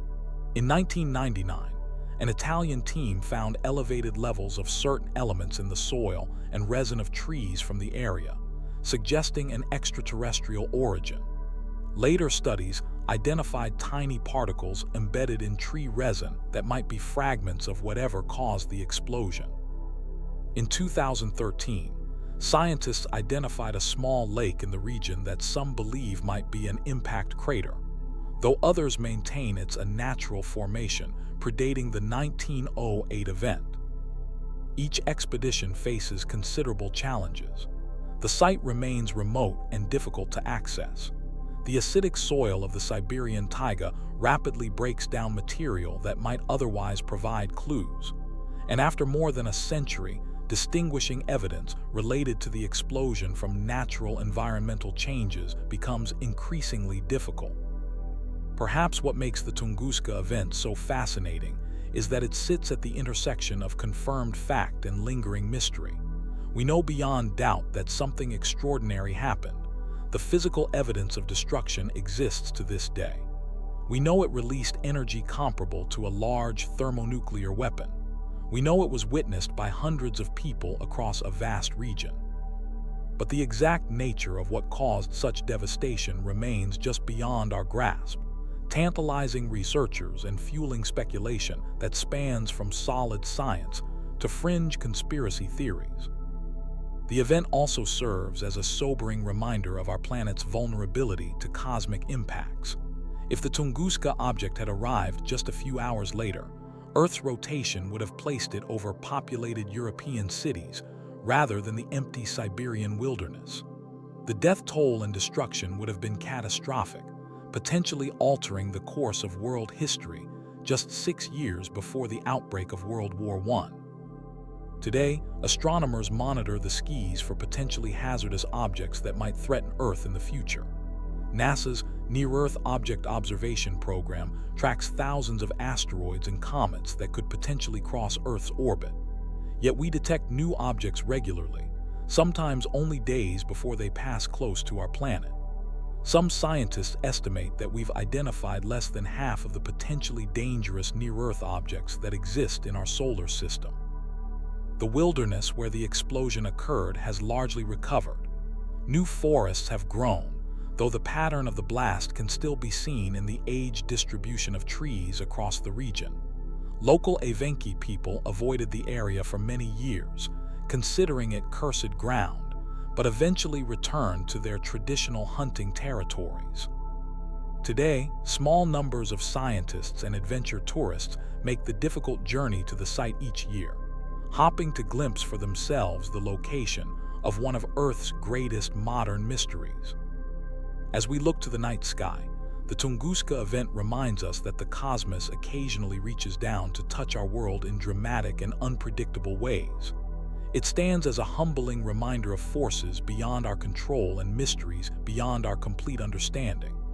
Perhaps one day, with advanced technology or a fortunate discovery, scientists will finally determine with certainty what caused the sky to explode over Siberia that summer morning. Until then, the Tunguska event remains one of the most powerful examples of how reality can sometimes be more mysterious than fiction. And in that mystery lies a warning. The universe occasionally sends visitors to our planet, some of which arrive with devastating force. The Tunguska object was relatively small by cosmic standards, yet it leveled an area larger than modern metropolitan London. What happened once in a remote wilderness could happen again, perhaps next time over a major city. In studying this historical enigma, we're not just solving a century-old puzzle, we're potentially preparing for a future where identifying and deflecting such objects could mean the difference between safety and catastrophe. Imagine a bustling international airport on a warm summer day in July 1954. Travelers hurry to their gates.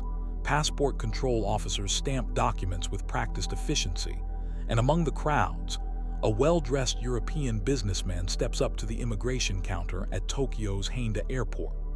He presents his passport, seemingly authentic in every way, with the appropriate stamps showing extensive international travel. The man speaks several languages fluently, carries various currencies, and appears completely ordinary, except for one impossible detail.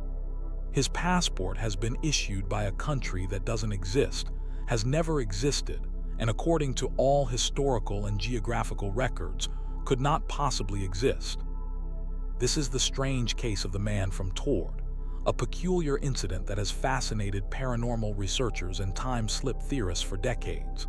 According to the story, when Japanese immigration officials questioned the man about his unusual passport, he appeared genuinely confused by their confusion. He explained that he was from Tord, a small country located between France and Spain, where people spoke a language that combined elements of Basque, Spanish, and French. He claimed to be on a business trip, as he had been many times before to Japan and various other countries around the world. His passport backed his story, showing stamps from many previous visits to Japan and other nations. The officials were understandably baffled. Where the man claimed his country existed, only the tiny principality of Andorra could be found on any map.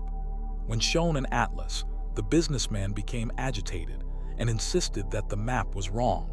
Tord had existed for more than 1,000 years. He pointed to the location where Andorra was shown and insisted that this was where his country, Tord, should be. He couldn't understand why they had never heard of it or why maps didn't show it. His paperwork seemed legitimate. His passport, though from this non-existent nation, appeared professionally made with appropriate security features for the era. He carried a driver's license issued by the authorities of Tord and checks from a bank in his homeland. His wallet contained several currencies from his recent travels, consistent with the stamps in his passport. Adding to the strangeness, the company he claimed to be visiting in Tokyo confirmed they were expecting a business meeting with a European delegate, but not specifically from Tord, which they had also never heard of. The hotel reservation he presented was real, though it had been made through a different company than the one he claimed to represent. Faced with this puzzling situation, immigration officials decided to detain the man while they investigated further. They took him to a nearby hotel with guards posted outside his door while they contacted the authorities in France, Spain, and Andorra to inquire about the mysterious country of Tord. As expected, no one had any information about such a place ever existing. Then the story takes an even stranger turn. According to the legend, when officials went to the hotel room the following morning, the man had vanished completely. The room was many floors up with no balcony or feasible way to escape, and the guards insisted no one had entered or left through the door they were watching. His passport and all personal documents, which had been confiscated the previous night, had reportedly disappeared from the secured immigration office where they had been stored. The man from Tord was never seen again. No trace remained of this mysterious visitor, leaving officials baffled and creating one of the most intriguing anomalies in the annals of strange disappearances. At least, that's how the story goes. But what are we to make of this bizarre tale? Did a traveler from a parallel universe or alternative timeline momentarily slip into our reality, only to return to his own world where Tord exists instead of Andorra? Was he a time traveler whose presence created some sort of paradox that needed correction? Or is this entire story simply an urban legend that has grown more elaborate with each retelling? The concept of parallel universes has moved from science fiction into serious theoretical physics. The many worlds interpretation of quantum mechanics suggests that all possible outcomes of quantum measurements occur in separate branches of reality, creating countless parallel universes. In this framework, perhaps there exists a universe very similar to our own where historical events unfolded slightly differently, leading to the formation of Tord rather than Andorra. Some theorists suggest that occasionally, weak points might form between these parallel realities, allowing people or objects to slip between worlds. The man from Tord could represent such a case, a person who temporarily crossed from his reality into ours, bringing evidence of his world with him, before being pulled back to his proper timeline. Others view the case through the lens of time travel, suggesting the man might have been from our future, where geopolitical changes had renamed or redrawn the borders of Andorra. Perhaps he was as confused by his situation as the immigration officials, having arrived in a time where his country's name and identity hadn't yet been established. However, there are significant reasons to question whether this incident ever occurred at all. Despite its popularity in paranormal literature and websites, the story lacks crucial details that would help verify its authenticity.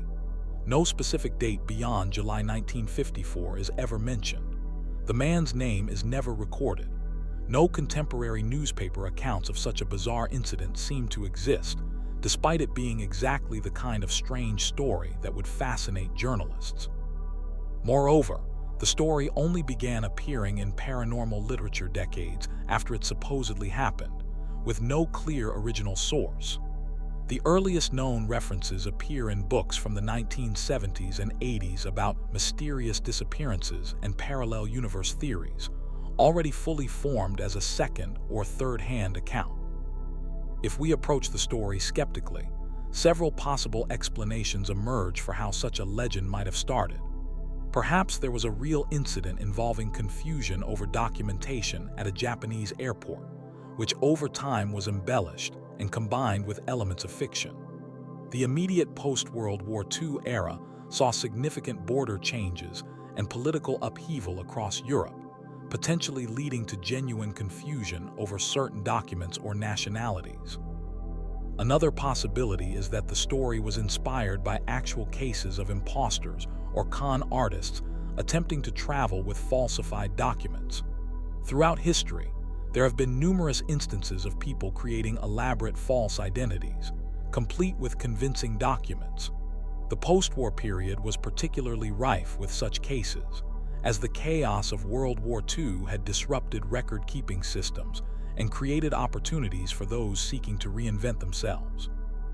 It's also worth noting that the story bears striking similarities to certain science fiction narratives popular in the 1950s. The concept of parallel worlds was becoming mainstream in science fiction literature during this era, with stories about travelers accidentally crossing between dimensions appearing in magazines and novels. Perhaps The Man from Tord began as a fictional story inspired by these themes, only to be repeated later as if it were a real incident. What makes this case particularly compelling, despite its questionable provenance, is how it resonates with our understanding of reality's potential fragility. Modern physics suggests that our universe may be just one of many, existing alongside countless others in a vast multiverse. While mainstream science doesn't support the idea that people can simply slip between these realities, the concept captures our imagination precisely because it exists at the edge of theoretical possibility. The story also plays into our fascination with identity and belonging. The man wasn't depicted as confused about who he was. He was confused about why others didn't recognize his home. His experience mirrors the disorientation many feel when traveling far from home, the subtle sense that somehow the world doesn't quite match our expectations or memories. Interestingly, there are other documented cases that share elements with the Tord incident. In 1954, the same year as the alleged Tord incident, a man named Ong's Hat reportedly disappeared from New Jersey in what some claim was an interdimensional incident. In the 70s, a Tokyo man named Ishibashi Takafumi claimed to have memories of a life in a parallel Japan with slightly different history and geography. In 2008, online forums buzzed with the story of a woman who arrived at Atlanta International Airport with a passport from Aludas, another country that doesn't exist. While most of these cases have been debunked or remain unverifiable urban legends, they speak to our collective fascination with the idea that reality might be more permeable than we think. Perhaps somewhere out there exists another Earth, where someone is telling the story of a confused traveler from our world who appeared briefly in theirs, carrying a passport from a country called the United States or Japan, a place that, in their reality, never existed. Some paranormal researchers have attempted to connect the man from Tord to other mysterious phenomena. The concept of time slips, where people temporarily experience a different time period, might explain the incident. There are numerous accounts throughout history of people who claim to have briefly found themselves in the past or future, often in familiar locations that suddenly appear different. Could the man from Tord have experienced not just a spatial anomaly, but a temporal one as well? Others link the story to the Mandela effect, a phenomenon where large groups of people share false memories that contradict recorded history. Named after the common but incorrect belief that Nelson Mandela died in prison in the 1980s, the Mandela effect has been explained by some as evidence of shifting between parallel realities or alterations to our timeline. Perhaps the man from Tord experienced a massive personal Mandela effect, where his entire nation's existence diverged from our collective reality. Skeptics offer more mundane explanations. Human memory is notoriously unreliable, and stories passed down verbally tend to change over time. Without contemporary documentation or first-hand accounts, it's impossible to determine if any part of the Tord incident actually occurred. The entire story may be a case of creative writing that, through repeated retellings across paranormal literature and websites, gradually assumed the appearance of a documented historical event. If we indulge the possibility that something like this incident did occur, what might it tell us about the nature of our reality? Theoretical physics proposes concepts like bubble universes that occasionally interact, or brain theory, suggesting our universe is one of many existing in higher dimensions that occasionally collide. Could such collisions create brief intersections where a person might step from one reality to another? Even if we dismiss the story as fiction, it carries a certain poignancy. Imagine the profound alienation of suddenly finding yourself in a world nearly identical to your own, except that your home, your entire national identity, simply doesn't exist. Everyone thinks you're confused, delusional, or lying. All your documentation, your personal history, your understanding of geography and politics is suddenly invalid. It's a powerful metaphor for displacement and the fragility of identity in our increasingly global world. The man from Tord, whether real or fictional, has secured his place in the pantheon of mysterious travelers and dimensional anomalies. His story continues to be shared in books, websites, podcasts, and videos dedicated to unexplained phenomena. With each retelling, new details sometimes emerge, while others fade away, the fluid nature of the narrative itself perhaps mirroring the fluid reality it describes. If you travel through the Pyrenees Mountains today, you'll find the small principality of Andorra nestled between France and Spain, just as our maps show. Its history stretches back over 1,000 years, with documents mentioning its existence as early as the 9th century. There's no evidence that it was ever called Tord or that a parallel country exists in the same location. The border officials check passports as they do everywhere else, stamping documents from recognized nations and questioning anything unusual.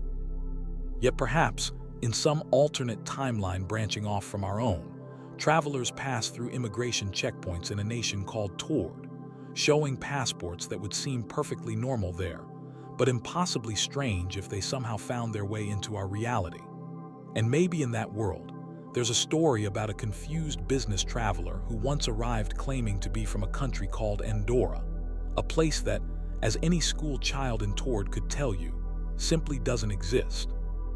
In the end, the man from Tord serves as a reminder of how thin the line might be between the world as we understand it and other possibilities that exist just beyond our perception. Whether his story is truth, fiction, or something in between, it challenges us to question our assumptions about reality and consider that the universe might be stranger and more malleable than our everyday experience suggests. There are languages that tell stories of conquest and migration, revealing their roots through shared words and grammar. Then there's Euskara, the Basque language, an ancient tongue that stands completely alone, disconnected from every other language on Earth. Nestled between Spain and France in the Western Pyrenees Mountains, this linguistic island has defied explanation for centuries, leaving linguists, historians, and archaeologists scratching their heads in bewilderment. Where did it come from? Who were the original speakers? And perhaps most intriguing of all, what forgotten civilization might have once spoken a tongue related to Basque that has now vanished from human memory? Imagine walking through the rolling green hills of Basque country. The landscape is breathtaking, misty mountains reaching toward the sky, lush valleys dotted with ancient farmhouses, and the distant sound of the Bay of Biscay crashing against rugged cliffs.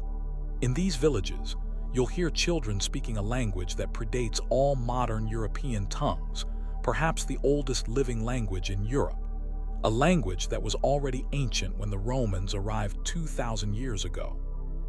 What makes Euskara so mysterious is its status as a language isolate. Most European languages belong to the Indo-European family: English, Spanish, German, Russian. They're all distant cousins, evolved from a common ancestor. But Basque shares no common ancestry with any known language, living or dead. It's as if it emerged from nowhere, with vocabulary, grammar, and sound patterns that bear no resemblance to any other tongue humans have spoken. Linguists call this a language isolate, a natural language with no demonstrated genetic relationship to other languages. While most isolates eventually reveal some distant connections as research advances, Basque has stubbornly refused to show any convincing links despite centuries of intensive study. The mystery deepens when we examine how long Basque has existed in its homeland. Archaeological evidence suggests that the Basque people have occupied roughly the same territory since at least the end of the Upper Paleolithic period, around 10,000 years ago. This means they were already there before the arrival of Indo-European languages, before the Bronze Age, and before agriculture spread throughout Europe. Some researchers believe Basque might be the last surviving language of the Paleolithic hunter-gatherers who populated Europe before farming arrived from the Middle East. If true, when you hear Basque spoken today, you're listening to the last echoes of how Europe's original inhabitants communicated. Words that have been passed down, generation after generation, for perhaps 15,000 years. The vocabulary itself offers tantalizing clues about the ancient world. For instance, the Basque word for knife, aistoa, is derived from the word for stone, hates. This linguistic fossil suggests that the language dates back to the Stone Age, when knives were indeed made of stone. Similarly, many tool names in Basque contain references to stone components, preserving memories of technologies that disappeared millennia ago. Perhaps most fascinating is the Basque counting system, which appears to be vigesimal based on 20 rather than 10. This 20-based counting system is extraordinarily rare and archaic, possibly reflecting an ancient method of counting on both fingers and toes. The word for 40 in Basque, barojai, literally means 2 20s. These linguistic artifacts point to a language that developed in profound isolation, preserving features that disappeared from other European languages thousands of years ago. Genetic studies have added another layer to the mystery. The Basque people show unusual genetic markers, including the highest concentration of rhesus-negative blood in the world and distinctive patterns in their Y-chromosomal DNA. These genetic peculiarities suggest that the Basques might indeed be direct descendants of Europe's earliest modern human inhabitants, people who were already established there when waves of Neolithic farmers and later Bronze Age warriors swept across the continent. But if the Basque language is truly ancient and indigenous to Europe, we face a puzzling question. Why is it the only survivor of what must have been numerous pre-Indo-European languages? What happened to all the other languages that would have been spoken across the continent? Some theories suggest that the geography of the Basque region, mountainous, somewhat isolated and difficult to conquer, helped preserve both their genetic lineage and their unique language.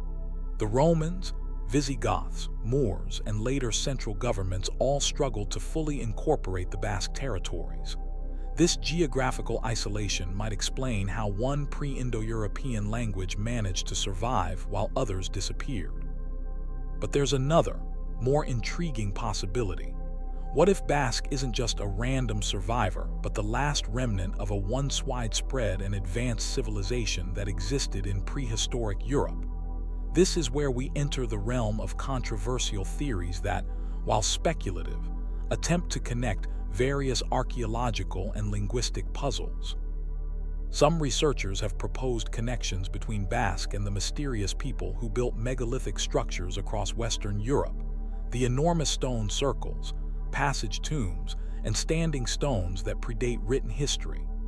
These massive stone monuments required sophisticated knowledge of astronomy, mathematics, and engineering. Could their builders have spoken a language ancestral to modern Basque?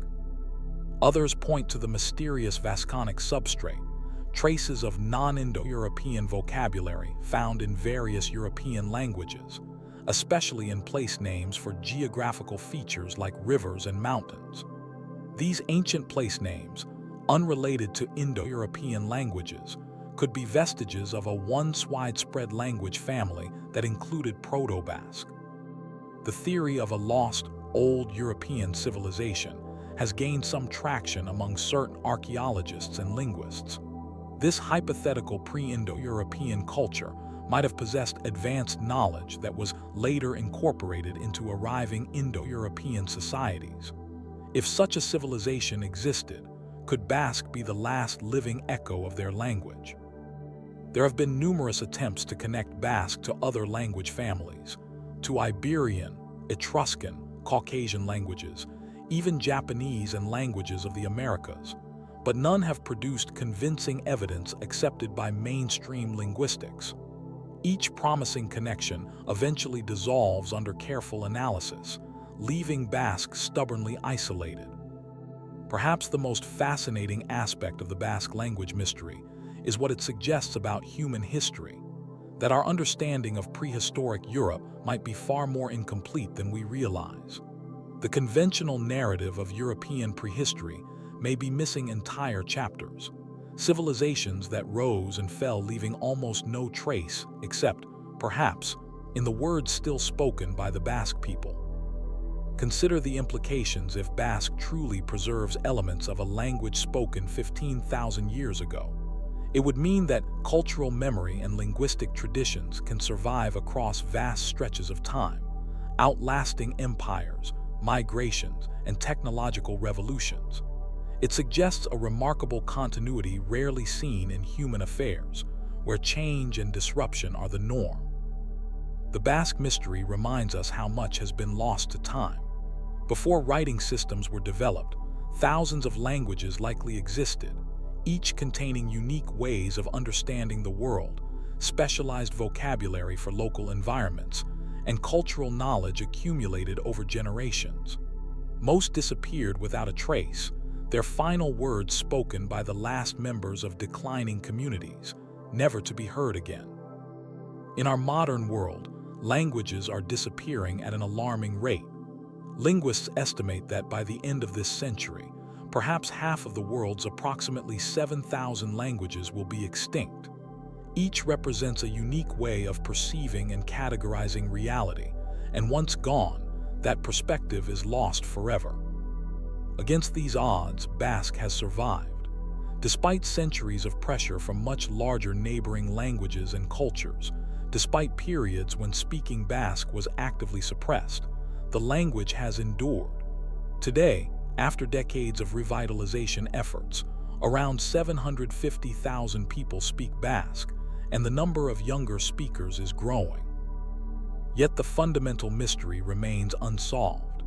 As you walk through the streets of Bilbao or San Sebastian and hear children speaking this ancient language, you're witnessing something extraordinary, possibly the last living link to a forgotten world, a civilization that might have once dominated Europe, but has since disappeared almost without a trace. What other secrets might be hidden in the vocabulary and grammar of this linguistic time capsule? What forgotten knowledge, what lost perspective on the human experience might still be encoded in its words?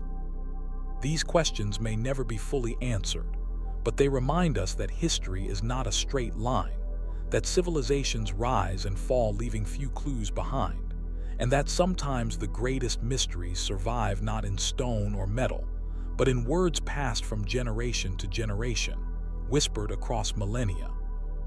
As night falls over the Pyrenees and the sounds of Euskara echo through ancient villages, one can't help but wonder if we're hearing the ghost of a vanished world, the last echo of voices that once spoke across a continent, now remembered only in this small pocket of linguistic resistance. Whatever its origins, Basque stands as a monument to human diversity and resilience, a living fossil that continues to defy our attempts to categorize and explain the rich tapestry of human language. But mysterious languages are just one way the past speaks to us. Sometimes the evidence of unexplained phenomena appears not through ancient words, but through lights in the night sky that challenge our understanding of what moves above us. And few aerial phenomena have been witnessed by as many people as what happened over Phoenix, Arizona, on one remarkable night in March 1997.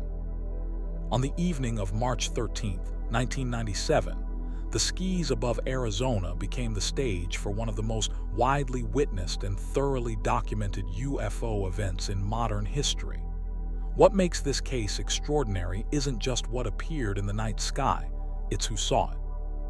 From rural communities to the heart of Phoenix, thousands of witnesses from all walks of life reported seeing something that defied conventional explanation: enormous, silent craft moving slowly across the desert sky in formation.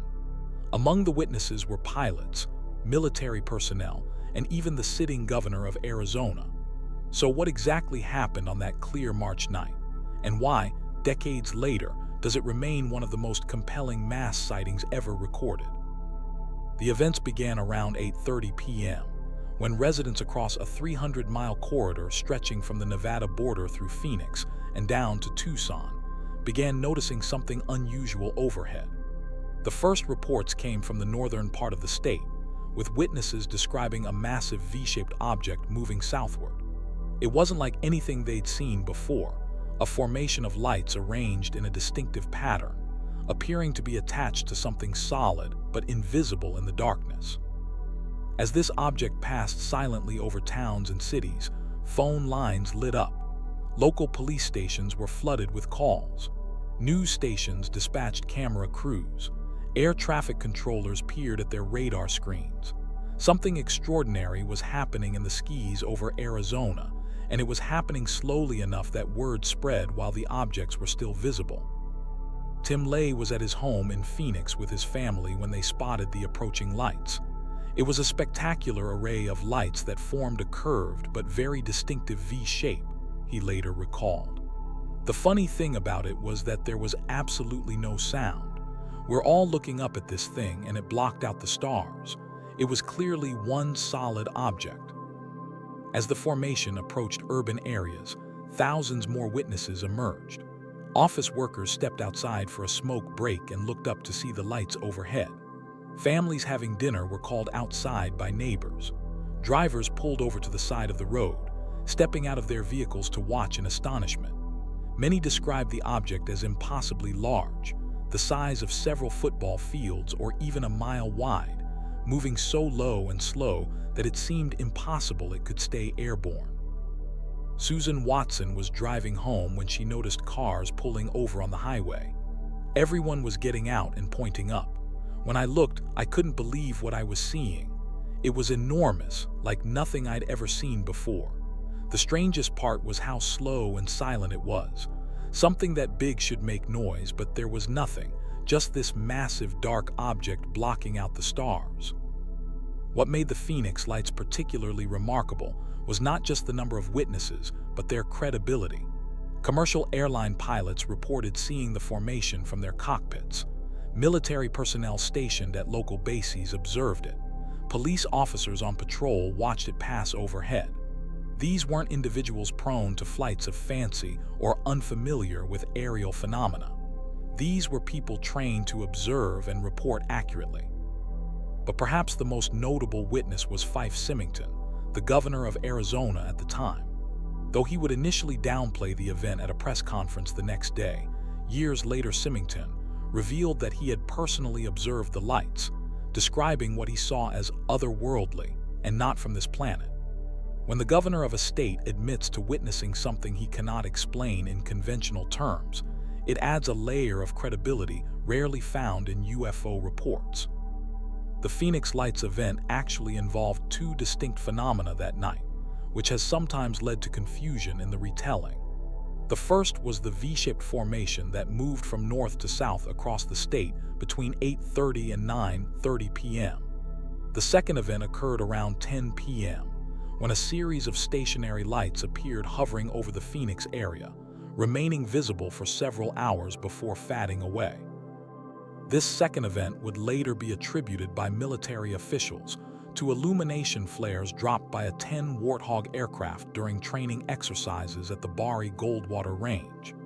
And indeed, video analysis suggests that these later lights do behave like flares. They slowly descend and eventually disappear behind the Sierra Estrella mountain range. But the explanation for the flares does nothing to account for the earlier V-shaped formation seen by thousands of witnesses across 300 miles. The two events were separate, occurring hours apart, yet official explanations have often conflated them, using the flare explanation to dismiss the entire night's events. When pressed for an explanation of the V-shaped craft, military spokespeople suggested it might have been a formation of a 10 aircraft flying in tight formation. But this explanation raises more questions than it answers. A-10s are not silent, they're quite loud. They don't typically fly in tight V formations over populated areas at night, and they certainly don't appear as a single solid object large enough to block out the stars. Moreover, if it was indeed a military exercise, why would it be conducted over heavily populated areas without notice? And why would the military initially deny having any aircraft in the area that night, only to later suggest it might have been their planes after all? The lack of a satisfying official explanation has led to decades of speculation and investigation by UFO researchers and witnesses alike. Some believe the craft was extraterrestrial in origin, an enormous alien vessel surveying the desert southwest. Others suggest it might have been a classified military project, perhaps a massive lighter-than-air craft, or some kind of experimental vehicle being tested away from restricted airspace for reasons unknown. One theory that gained traction was that the lights represented a secret military aircraft called the TR-3B, or Black Triangle, rumored to be a silent, low-observable reconnaissance platform developed as part of classified defense programs. Proponents of this theory point to similar triangle-shaped craft sighted near military installations around the world. However, no confirmed evidence of such an aircraft has ever been made public, and the size reported by Phoenix witnesses far exceeds any known aircraft, experimental or otherwise. Documentary evidence from that night is substantial but tantalizingly incomplete. Numerous videos and photographs were taken, many showing the distinctive line of lights, But this was 1997, before high-definition digital cameras were commonplace, before every phone had a video camera built in. The images captured that night are grainy, distant, and inconclusive, showing the lights but rarely capturing the solid structure that many witnesses described seeing between and around them. What makes the Phoenix Lights particularly significant in UFO history is how it challenges the usual patterns of dismissal. This wasn't one person on a lonely road claiming to see strange lights. It wasn't a small group whose testimony could be written off as mass hysteria. This was thousands of people across an entire state, from all walks of life, many of whom had never given UFOs a moment's thought before that night. Mike Fortson, a retired airline pilot who witnessed the lights, put it this way: "I flew commercially for 30 years. I know what aircraft look like at night. I know what military flares look like. What flew over Phoenix that night wasn't either of those things. It moved too slowly to be conventional aircraft. It was too large, and it made absolutely no sound. Whatever it was, it operated on principles that I don't understand." The Phoenix Lights event also disrupts the common narrative that UFO sightings occur primarily in rural areas to isolated witnesses. This happened over some of Arizona's largest population centers, with thousands of potential witnesses. If someone wanted to keep an unconventional craft secret, flying it slowly over Phoenix would be the last approach they would take. In the years since 1997, the Phoenix Lights have been the subject of documentaries, books, and countless television segments. Witness accounts have been cross-referenced and analyzed. Videos have been enhanced and studied. Yet no consensus explanation that accounts for all the reported aspects of the sighting has emerged. What we're left with is a profound mystery, a case where the simplest explanation might be that something truly unusual was in the skies over Arizona that night. Whether it was extraterrestrial, experimental technology, or something else entirely remains unknown. But what is certain is that thousands of people witnessed something that current aeronautical science struggles to explain. Frances Emma Barwood, who was a Phoenix City Councilwoman at the time, launched her own investigation after being contacted by numerous constituents. "The thing that intrigued me the most is that it made no sound, and it was moving so slowly," she later said. When she pushed for an official investigation, she found herself stonewalled. "I never anticipated the resistance I would encounter just by asking questions about what happened." Perhaps what's most unsettling about the Phoenix Lights isn't the possibility of extraterrestrial visitors or secret military projects. It's the implication that something massive could fly over a major American city, witnessed by thousands, photographed and videotaped, reported to authorities, and yet over 25 years later, we still don't have a satisfactory explanation for what it was. It suggests there are aspects of our world, whether related to non-human intelligence or classified human technology, that operate just beyond our everyday awareness, occasionally revealing themselves in ways that challenge our understanding of what's possible. Dr. Lynn Kaitai, a physician who witnessed and photographed the lights, has spent years researching the event. "I'm a scientist by training," she explains. "I don't jump to conclusions about extraterrestrials or conspiracy theories, but I know what I saw, what thousands of others saw, and what my camera recorded.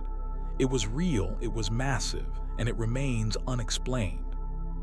The Phoenix Lights remind us that despite our technological advancement, despite our scientific understanding of the world, there are still events that occur beyond the boundaries of what we can readily explain.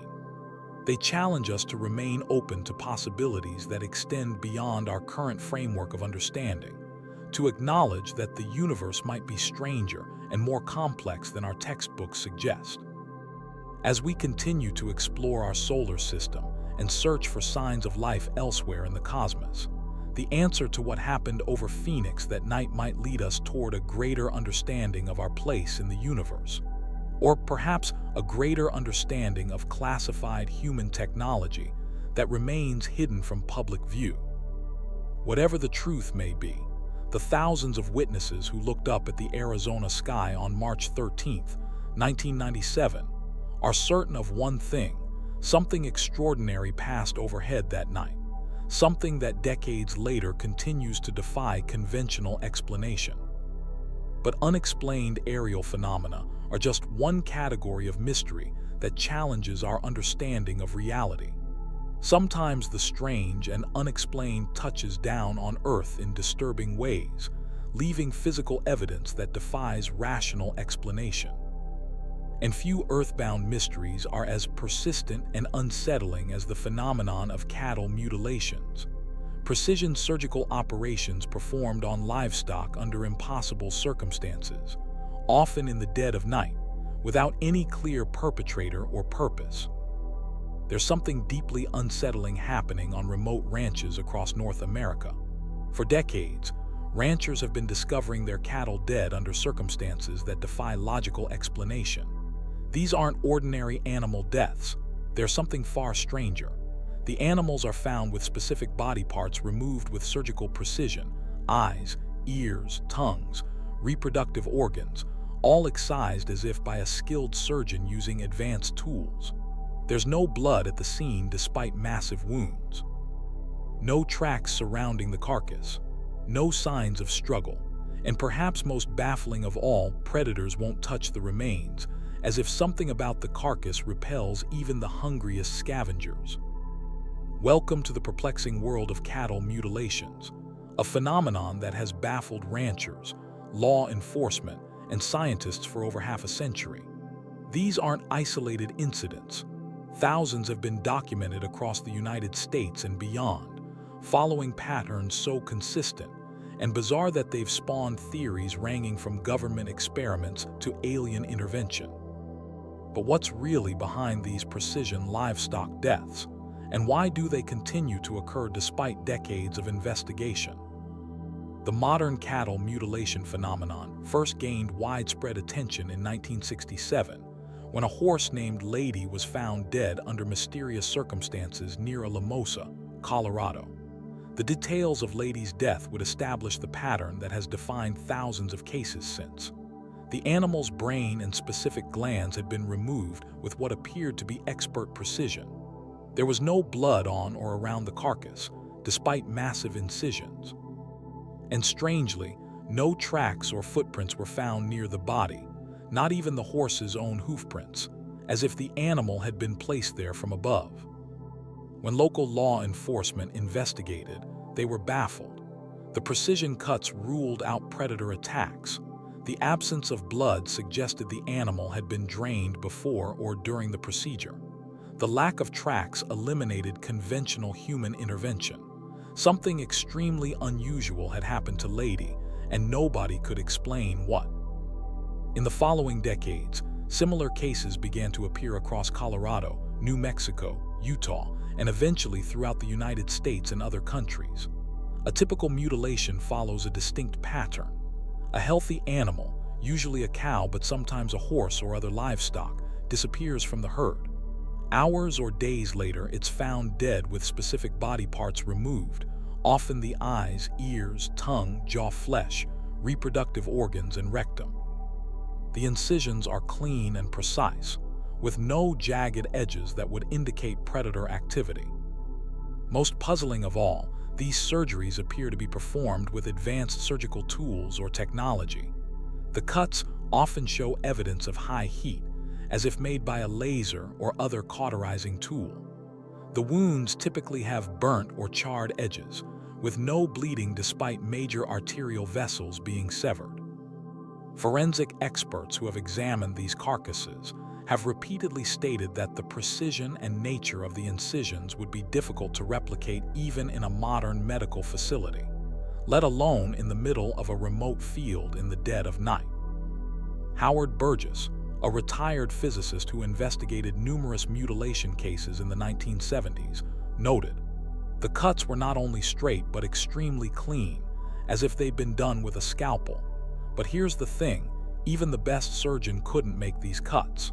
Under microscopic examination, the cells at the incision edge showed evidence of high heat, but there was no charring you'd expect from conventional cauterization.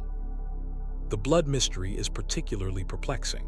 In virtually all documented cases, the carcasses are completely drained of blood, yet no blood is found on or around the animal. In normal circumstances, a cow contains approximately 5 gallons of blood. Where does all this blood go? And how is it removed without leaving any trace on the ground? Then there's the predator aversion. Normally, a dead animal in the wild would be quickly scavenged by coyotes, vultures, and insects. Yet mutilated cattle often remain untouched for days or even weeks, as if natural scavengers sense something unnatural about the carcass. When laboratory tests have been conducted on mutilated animals, they've sometimes revealed unusual chemical compositions in the remaining tissue, including elevated levels of elements that shouldn't be present. Sheriff Tex Graves of Rio Arriba County, New Mexico, who investigated dozens of cases in the 1970s, stated, "In 30 years of law enforcement, I've never seen anything like it. These animals aren't just killed, they're surgically altered by someone or something with capabilities beyond what we have locally. No tracks, no evidence, no motive. It doesn't make any sense." The phenomenon reached such proportions that by the mid-1970s, the FBI became involved, launching an investigation dubbed Operation Animal Mutilation.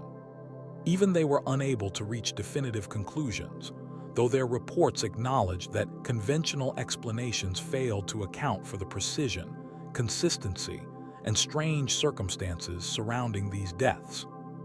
So what could possibly explain these bizarre incidents? The theories range from mundane to extraordinary, yet none fully accounts for all the observed facts. The simplest explanation is that these are natural deaths followed by normal predator activity. Skeptics suggest that small scavengers like blowflies and beetles can create the appearance of surgical precision as they target the softest tissues first: eyes, genitals, and rectum. Combined with natural bloating and decomposition, this might create the illusion of something more mysterious. Yet this theory fails to explain several critical aspects of the phenomenon. It doesn't account for the complete blood drainage, the lack of tracks, the precise nature of the incisions that forensic experts have confirmed could not be made by predator activity, or the strange aversion other predators show toward the carcasses. A more conspiratorial theory suggests government involvement. Proponents argue that military or intelligence agencies might be monitoring radiation, diseases, or environmental contaminants in rural areas, using livestock tissue samples as their testing medium. The precision cuts could be explained by helicopter-based teams using advanced surgical tools, while the absence of tracks could result from operators never touching the ground.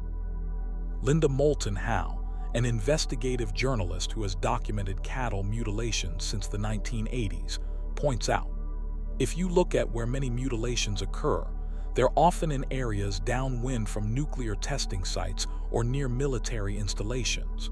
There's a pattern that suggests monitoring of some kind." This theory gained some credibility in the 1970s, when black helicopters were indeed spotted near mutilation sites in several states. However, it fails to explain why such a program would continue for decades, why the government would choose such a conspicuous method of tissue collection when there are simpler alternatives, or why similar mutilations occur in countries without significant military presence in rural areas. Then there's the extraterrestrial hypothesis, perhaps the most famous explanation and certainly the most extraordinary. This theory suggests that alien beings are conducting biological sampling of Earth life forms, either for scientific study or for more ominous purposes. The surgical precision, the technology apparently required to make such incisions, the absence of tracks, and the reports of unusual lights in the sky near mutilation sites all feed this theory. Ranchers in mutilation hotspots have indeed reported strange aerial phenomena coinciding with cattle deaths. Unmarked helicopters, unusual lights, and even classic disc-shaped objects have been witnessed in the vicinity of ranches shortly before mutilated animals are discovered. In 1976, rancher Manuel Gomez of Dulce, New Mexico, lost several cattle to mutilations. The night before we found the third cow, my wife and I saw bright lights hovering over the north pasture. They weren't like any aircraft I've ever seen. They moved too fast, too erratic. Next morning, there was another cow with its face cut away and organs missing. No tracks, not even the cow's own tracks. Critics of the extraterrestrial theory point out the obvious, that advanced beings capable of interstellar travel would surely have more sophisticated methods of gathering biological samples than crude surgical removals of livestock organs. Why would technologically superior beings need to repeatedly sample the same parts from the same species over decades?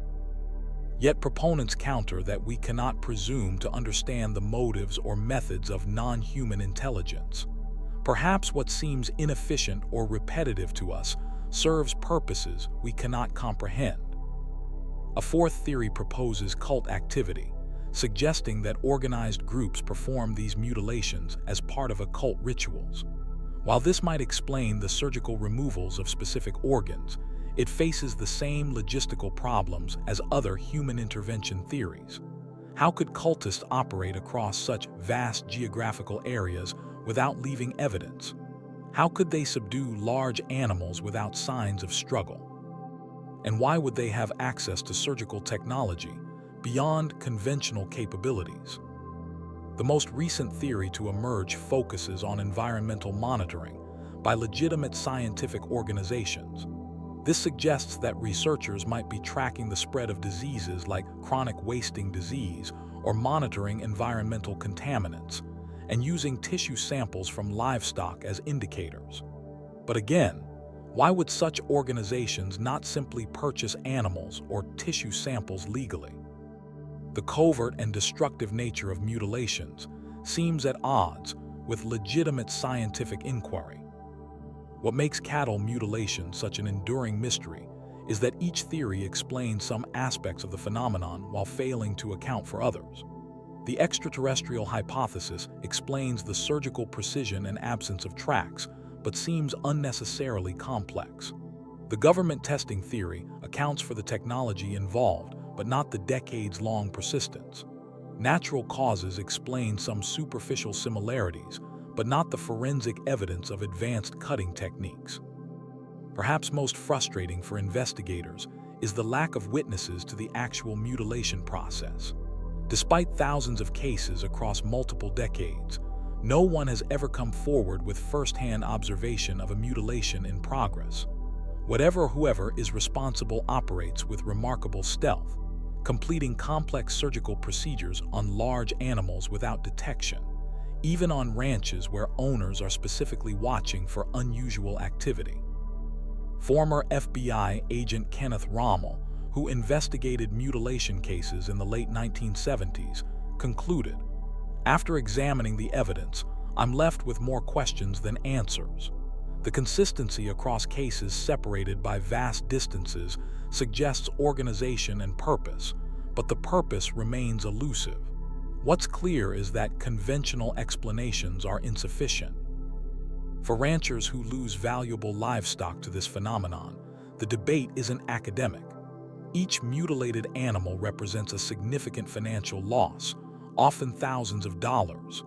Many have installed cameras, organized night watches, and taken other security measures, yet the mutilations continue, always seeming to occur during the brief windows when surveillance fails or attention is directed elsewhere. The cattle mutilation phenomenon stands as one of the most physically evidenced mysteries of our time. Unlike many paranormal claims that rely solely on eyewitness testimony, mutilations leave behind physical evidence, carcasses with inexplicable surgical alterations that can be examined and documented. Yet despite this physical evidence, despite FBI investigations, despite decades of research by veterinarians and pathologists, we seem no closer to understanding what's happening on these remote ranches. Perhaps that's what makes the phenomenon so disturbing, the implication that something or someone can operate across vast territories over many decades, performing precise surgical procedures on large animals without being identified or stopped.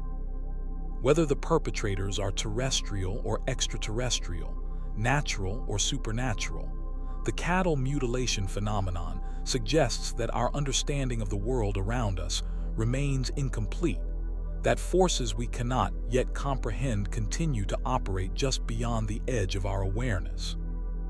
As rural communities continue to report these bizarre deaths, as ranchers continue to discover their livestock surgically altered under impossible circumstances, the mystery only deepens. For now, the cattle mutilation phenomenon remains one of the most physically documented yet thoroughly unexplained mysteries of the modern era. But not all unexplained phenomena involve animals or distant lights in the sky. Sometimes the mystery comes closer to home, entering our communities and even our bedrooms. And perhaps none is more disturbing than when an unknown assailant begins attacking people in their homes, only to disappear without a trace, leaving authorities baffled and an entire town gripped by fear. Such was the case of the Mad Gasser of Mattoon, a bizarre episode that continues to challenge our understanding of mass hysteria, unknown assailants, and the line between the explicable and inexplicable. In the quiet town of Mattoon, Illinois, an American community like countless others across the heartland, something inexplicable began happening in the late summer of 1944. As World War II raged across the Atlantic, a different kind of terror gripped this small Midwestern town, one that would leave residents locking their doors, police scrambling for answers, and historians scratching their heads decades later. This wasn't a story of conventional crime or violence. This was the strange case of the Mad Gasser of Mattoon, a phantom attacker who seemed to materialize from nowhere, strike with an unknown chemical weapon, and then vanish without a trace. Picture this: a warm September evening in a sleepy town where most people left their doors unlocked and windows open to catch the evening breeze. Inside one of these homes, a woman named Elaine Carney was settling into bed when a peculiar sweet odor began filling her bedroom. Within moments, her throat tightened, her lips began to burn, and her legs went numb. Unable to move, she called out to her sister, who rushed to her aid only to find no intruder, no explanation, just the lingering scent of something unidentifiable hanging in the night air. The following morning, Elaine's husband reported finding an unidentified white cloth near their window. The local newspaper, the Mattoon Daily Journal-Gazette, published the story, and what happened next defies explanation. Over the next 2 weeks, similar attacks were reported across town, over 24 incidents in total. Men, women, children, they all described the same symptoms: paralysis, nausea, burning sensations of the mouth and throat, and in each case, that strange sweet smell that seemed to precede the physical effects. But here's where the mystery deepens. Despite increased police patrols, despite neighbors forming vigilante groups to catch the perpetrator, despite dozens of witnesses, the Mad Gasser was never seen clearly. Those who claimed to have glimpsed the figure described a tall, thin silhouette dressed in dark clothing, sometimes wearing a tight-fitting cap, sometimes reported as wearing a woman's dress. Some witnesses claimed the gasser carried a small device, perhaps a spray gun or a flit gun, a common household tool used for spraying insecticides. But these sightings were fleeting, inconsistent, and always in the shadows. The police were baffled. They found no footprints, no definitive evidence, no clear pattern to the attacks. The incidents seemed random, striking across different neighborhoods with no obvious connection between victims. What made the investigation even more challenging was that no samples of the mysterious gas were ever collected for analysis. Whatever substance was being used dissipated too quickly, leaving authorities with nothing tangible to examine. As panic spread throughout Mattoon, theories began to multiply. Some believed the attacks were the work of a deranged chemist, perhaps someone with access to laboratory equipment who had developed a paralyzing agent. Others suspected it might be the work of Nazi saboteurs. Remember, this was during the height of World War II, when fears of enemy infiltration ran high in American communities. The timing certainly lined up with wartime paranoia, and the idea of a chemical attack played into existing fears about gas warfare. Still others pointed to a local factory worker who had been experimenting with chemicals as a hobby. This individual, whose name has been lost to history, reportedly had an interest in chemistry and had been known to create homemade concoctions.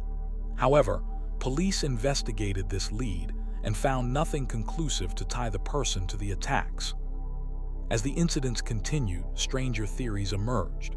Some whispered that perhaps it wasn't a person at all, but some kind of supernatural entity, a ghost or demon that could appear and disappear at will, explaining the lack of physical evidence. Others wondered if it might be a case of mass hysteria, a psychological phenomenon where the power of suggestion causes people to experience symptoms without any actual physical cause. And then, just as suddenly as they had begun, the attacks stopped.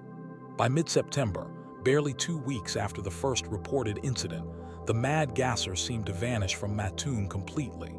No more sweet smells in the night, no more paralyzed victims, no more shadowy figures glimpsed through windows. The phantom attacker had disappeared as mysteriously as they had arrived, leaving behind only questions and theories. In the aftermath, Commissioner of Public Health Thomas V. Wright offered what seemed like the most rational explanation: mass hysteria. He suggested that after the initial incidents, which may have been real, subsequent reports were the result of frightened citizens mistaking ordinary odors and common physical ailments for gas attacks. The Mattoon Daily Journal-Gazette, which had published detailed accounts of each incident, suddenly reversed course and began promoting this explanation, perhaps in an effort to calm the community. This theory gained significant traction in the academic world. In 1945, just a year after the incidents, psychologists Donald M. Johnson and Chauncey A. Fry published a study in the Journal of Abnormal and Social Psychology, analyzing the Mattoon case as a textbook example of mass hysteria. They pointed to the role of newspaper coverage in spreading fear, the vague and varied symptoms reported, and the lack of physical evidence as indicators that most, if not all, of the incidents were psychological in nature rather than the work of an actual attacker. But here's the problem with that neat explanation: it doesn't fully account for all the evidence. The first victim, Aline Carney, had no prior knowledge of gas attacks before her experience. Her husband found that white cloth near their window, and some victims showed physical symptoms that would be difficult to manifest through suggestion alone, including visible swelling of the throat and lips. Furthermore, similar incidents had been reported 8 years earlier in Beaufort County, Virginia, where residents experienced comparable attacks from what newspapers dubbed the Ghost Prowler. These occurred long before the Mattoon incidents and in a location far removed from Illinois. Could two separate communities, years and miles apart, coincidentally experience the same form of mass hysteria? Perhaps even more intriguing is that anesthetic gases capable of producing the reported symptoms did exist at the time. Ethyl ether, chloroform, and various other chemicals could cause temporary paralysis, burning sensations, and nausea when inhaled. Many of these substances had a sweet smell, matching witness descriptions. These chemicals were not especially difficult to obtain for someone with the right connections or knowledge. So what actually happened in Mattoon during those 2 weeks in 1944? Looking at the evidence objectively, several possibilities emerge, each with their strengths and weaknesses. Let's examine them one by one. The first possibility is that there truly was a mad gasser, an individual who, for reasons unknown, used chemical substances to terrorize the community. This would explain the physical evidence found at some scenes and the consistency of symptoms across multiple victims. If this were the case, the perpetrator may have been someone with knowledge of chemistry, perhaps even a professional chemist or someone with medical training. The attacker might have stopped due to increased police presence, fear of being caught, or simply because they moved on to another location. A second theory is that while some initial attacks may have been real, many subsequent reports were indeed cases of hysteria or misidentification. In this scenario, perhaps a handful of genuine incidents spawned dozens of false reports as citizens became hypervigilant and began attributing any unusual odor or physical discomfort to the gasser. This would explain why reports increased dramatically after newspaper coverage began, and why many later incidents lacked physical evidence. A third possibility combines elements of the first two. Perhaps there were multiple perpetrators or copycats. The initial attacks might have inspired others in the community to conduct similar pranks, leading to variations in witness descriptions and methods. This theory would account for the wide geographic spread of incidents across Mattoon and the inconsistencies in sightings. There's also the possibility that some incidents were entirely unrelated to others. Carbon monoxide from faulty heating systems, industrial pollutants from local factories, or even naturally occurring methane gas could have caused symptoms similar to those reported by some victims. In a climate of fear, these ordinary phenomena might have been misattributed to a phantom attacker. What makes the Mad Gasser case so enduringly fascinating is that more than 75 years later, we still don't have a definitive answer. The evidence remains contradictory, the witnesses have largely passed away, and whatever physical traces might have existed have long since disappeared. All we're left with are yellowed newspaper clippings, academic analyses, and the lingering questions. But perhaps that's what draws us to mysteries like these, not the solutions, but the questions themselves, the gaps in our knowledge that force us to confront the limitations of conventional explanation. Cases like the Mad Gasser remind us that despite our scientific advances and investigative techniques, there remain events in our world that defy easy categorization. Imagine living in Mattoon during those 2 September weeks in 1944. The fear that would creep in as the sun set, wondering if tonight your home would be targeted. The hesitation before opening a window, even on the warmest nights. The way you might pause at an unusual odor, wondering if it was just your imagination or something more sinister. In that atmosphere of uncertainty and fear, rational explanation often takes a backseat to primitive instinct, the deep-seated human response to potential threat. This case also offers a fascinating window into the collective psychology of communities under stress. Mattoon in 1944 was not just dealing with a potential gas-wielding attacker. It was a nation at war, with young men from the community fighting and dying overseas. Rationing had changed daily life, and news of devastating weapons being used in Europe and the Pacific created a backdrop of anxiety against which the Gasser incidents played out. Was the community's response shaped by these larger fears? Did wartime anxieties about chemical weapons and enemy saboteurs create fertile ground for panic? The Mad Gasser of Mattoon stands as one of America's most peculiar unsolved mysteries, not as famous as the Zodiac or as sensational as the Black Dahlia, but in many ways more intriguing because of its sheer strangeness. It occupies that liminal space between criminal investigation, paranormal phenomenon, and psychological study. Its ambiguity is what gives it staying power, allowing each generation to project their own fears and interpretations onto the events. In the decades since 1944, similar incidents have occasionally been reported in communities across America and beyond. Mysterious odors, unexplained symptoms, shadowy figures glimpsed in the night. None have captured public imagination quite like the Mattoon case, but each follows a similar pattern, raising the same fundamental questions about the boundaries between physical reality and psychological perception. As we look back on this strange chapter in American history, perhaps the most important question isn't who the Mad Gasser was, but why this particular mystery continues to fascinate us. In an age of surveillance cameras, DNA testing, and instant communication, could a Mad Gasser even exist today? Or would our technology quickly identify and capture such a figure? The Mattoon case reminds us of a time when the night held deeper secrets, when darkness itself was a kind of shield behind which unknown threats could hide. In that sense, the Mad Gasser represents more than just an unsolved case. It symbolizes the broader mystery of human experience, the recognition that despite our certainties and systems of knowledge, there remain events that slip through the cracks of explanation, leaving us to wonder what else might be possible in this strange and complicated world. But while the mystery of Mattoon may never be fully solved, similar unexplained phenomena continue to emerge across the globe, reminding us that history's strangest chapters are still being written. And as we ponder what happened during those 2 weeks in 1944, we're left with the unsettling thought that perhaps the most disturbing mysteries aren't those that happened long ago and far away, but the ones that could occur in any town, on any quiet evening, when something unexpected disturbs the normal patterns of life.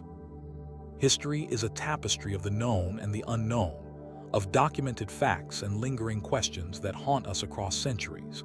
The mysteries we've explored today represent just a fraction of the inexplicable events that have left their mark on human memory, challenging what we believe to be possible. Some of these enigmas are etched in stone, others recorded in faded documents, and many passed down through generations of whispered accounts that refuse to be forgotten.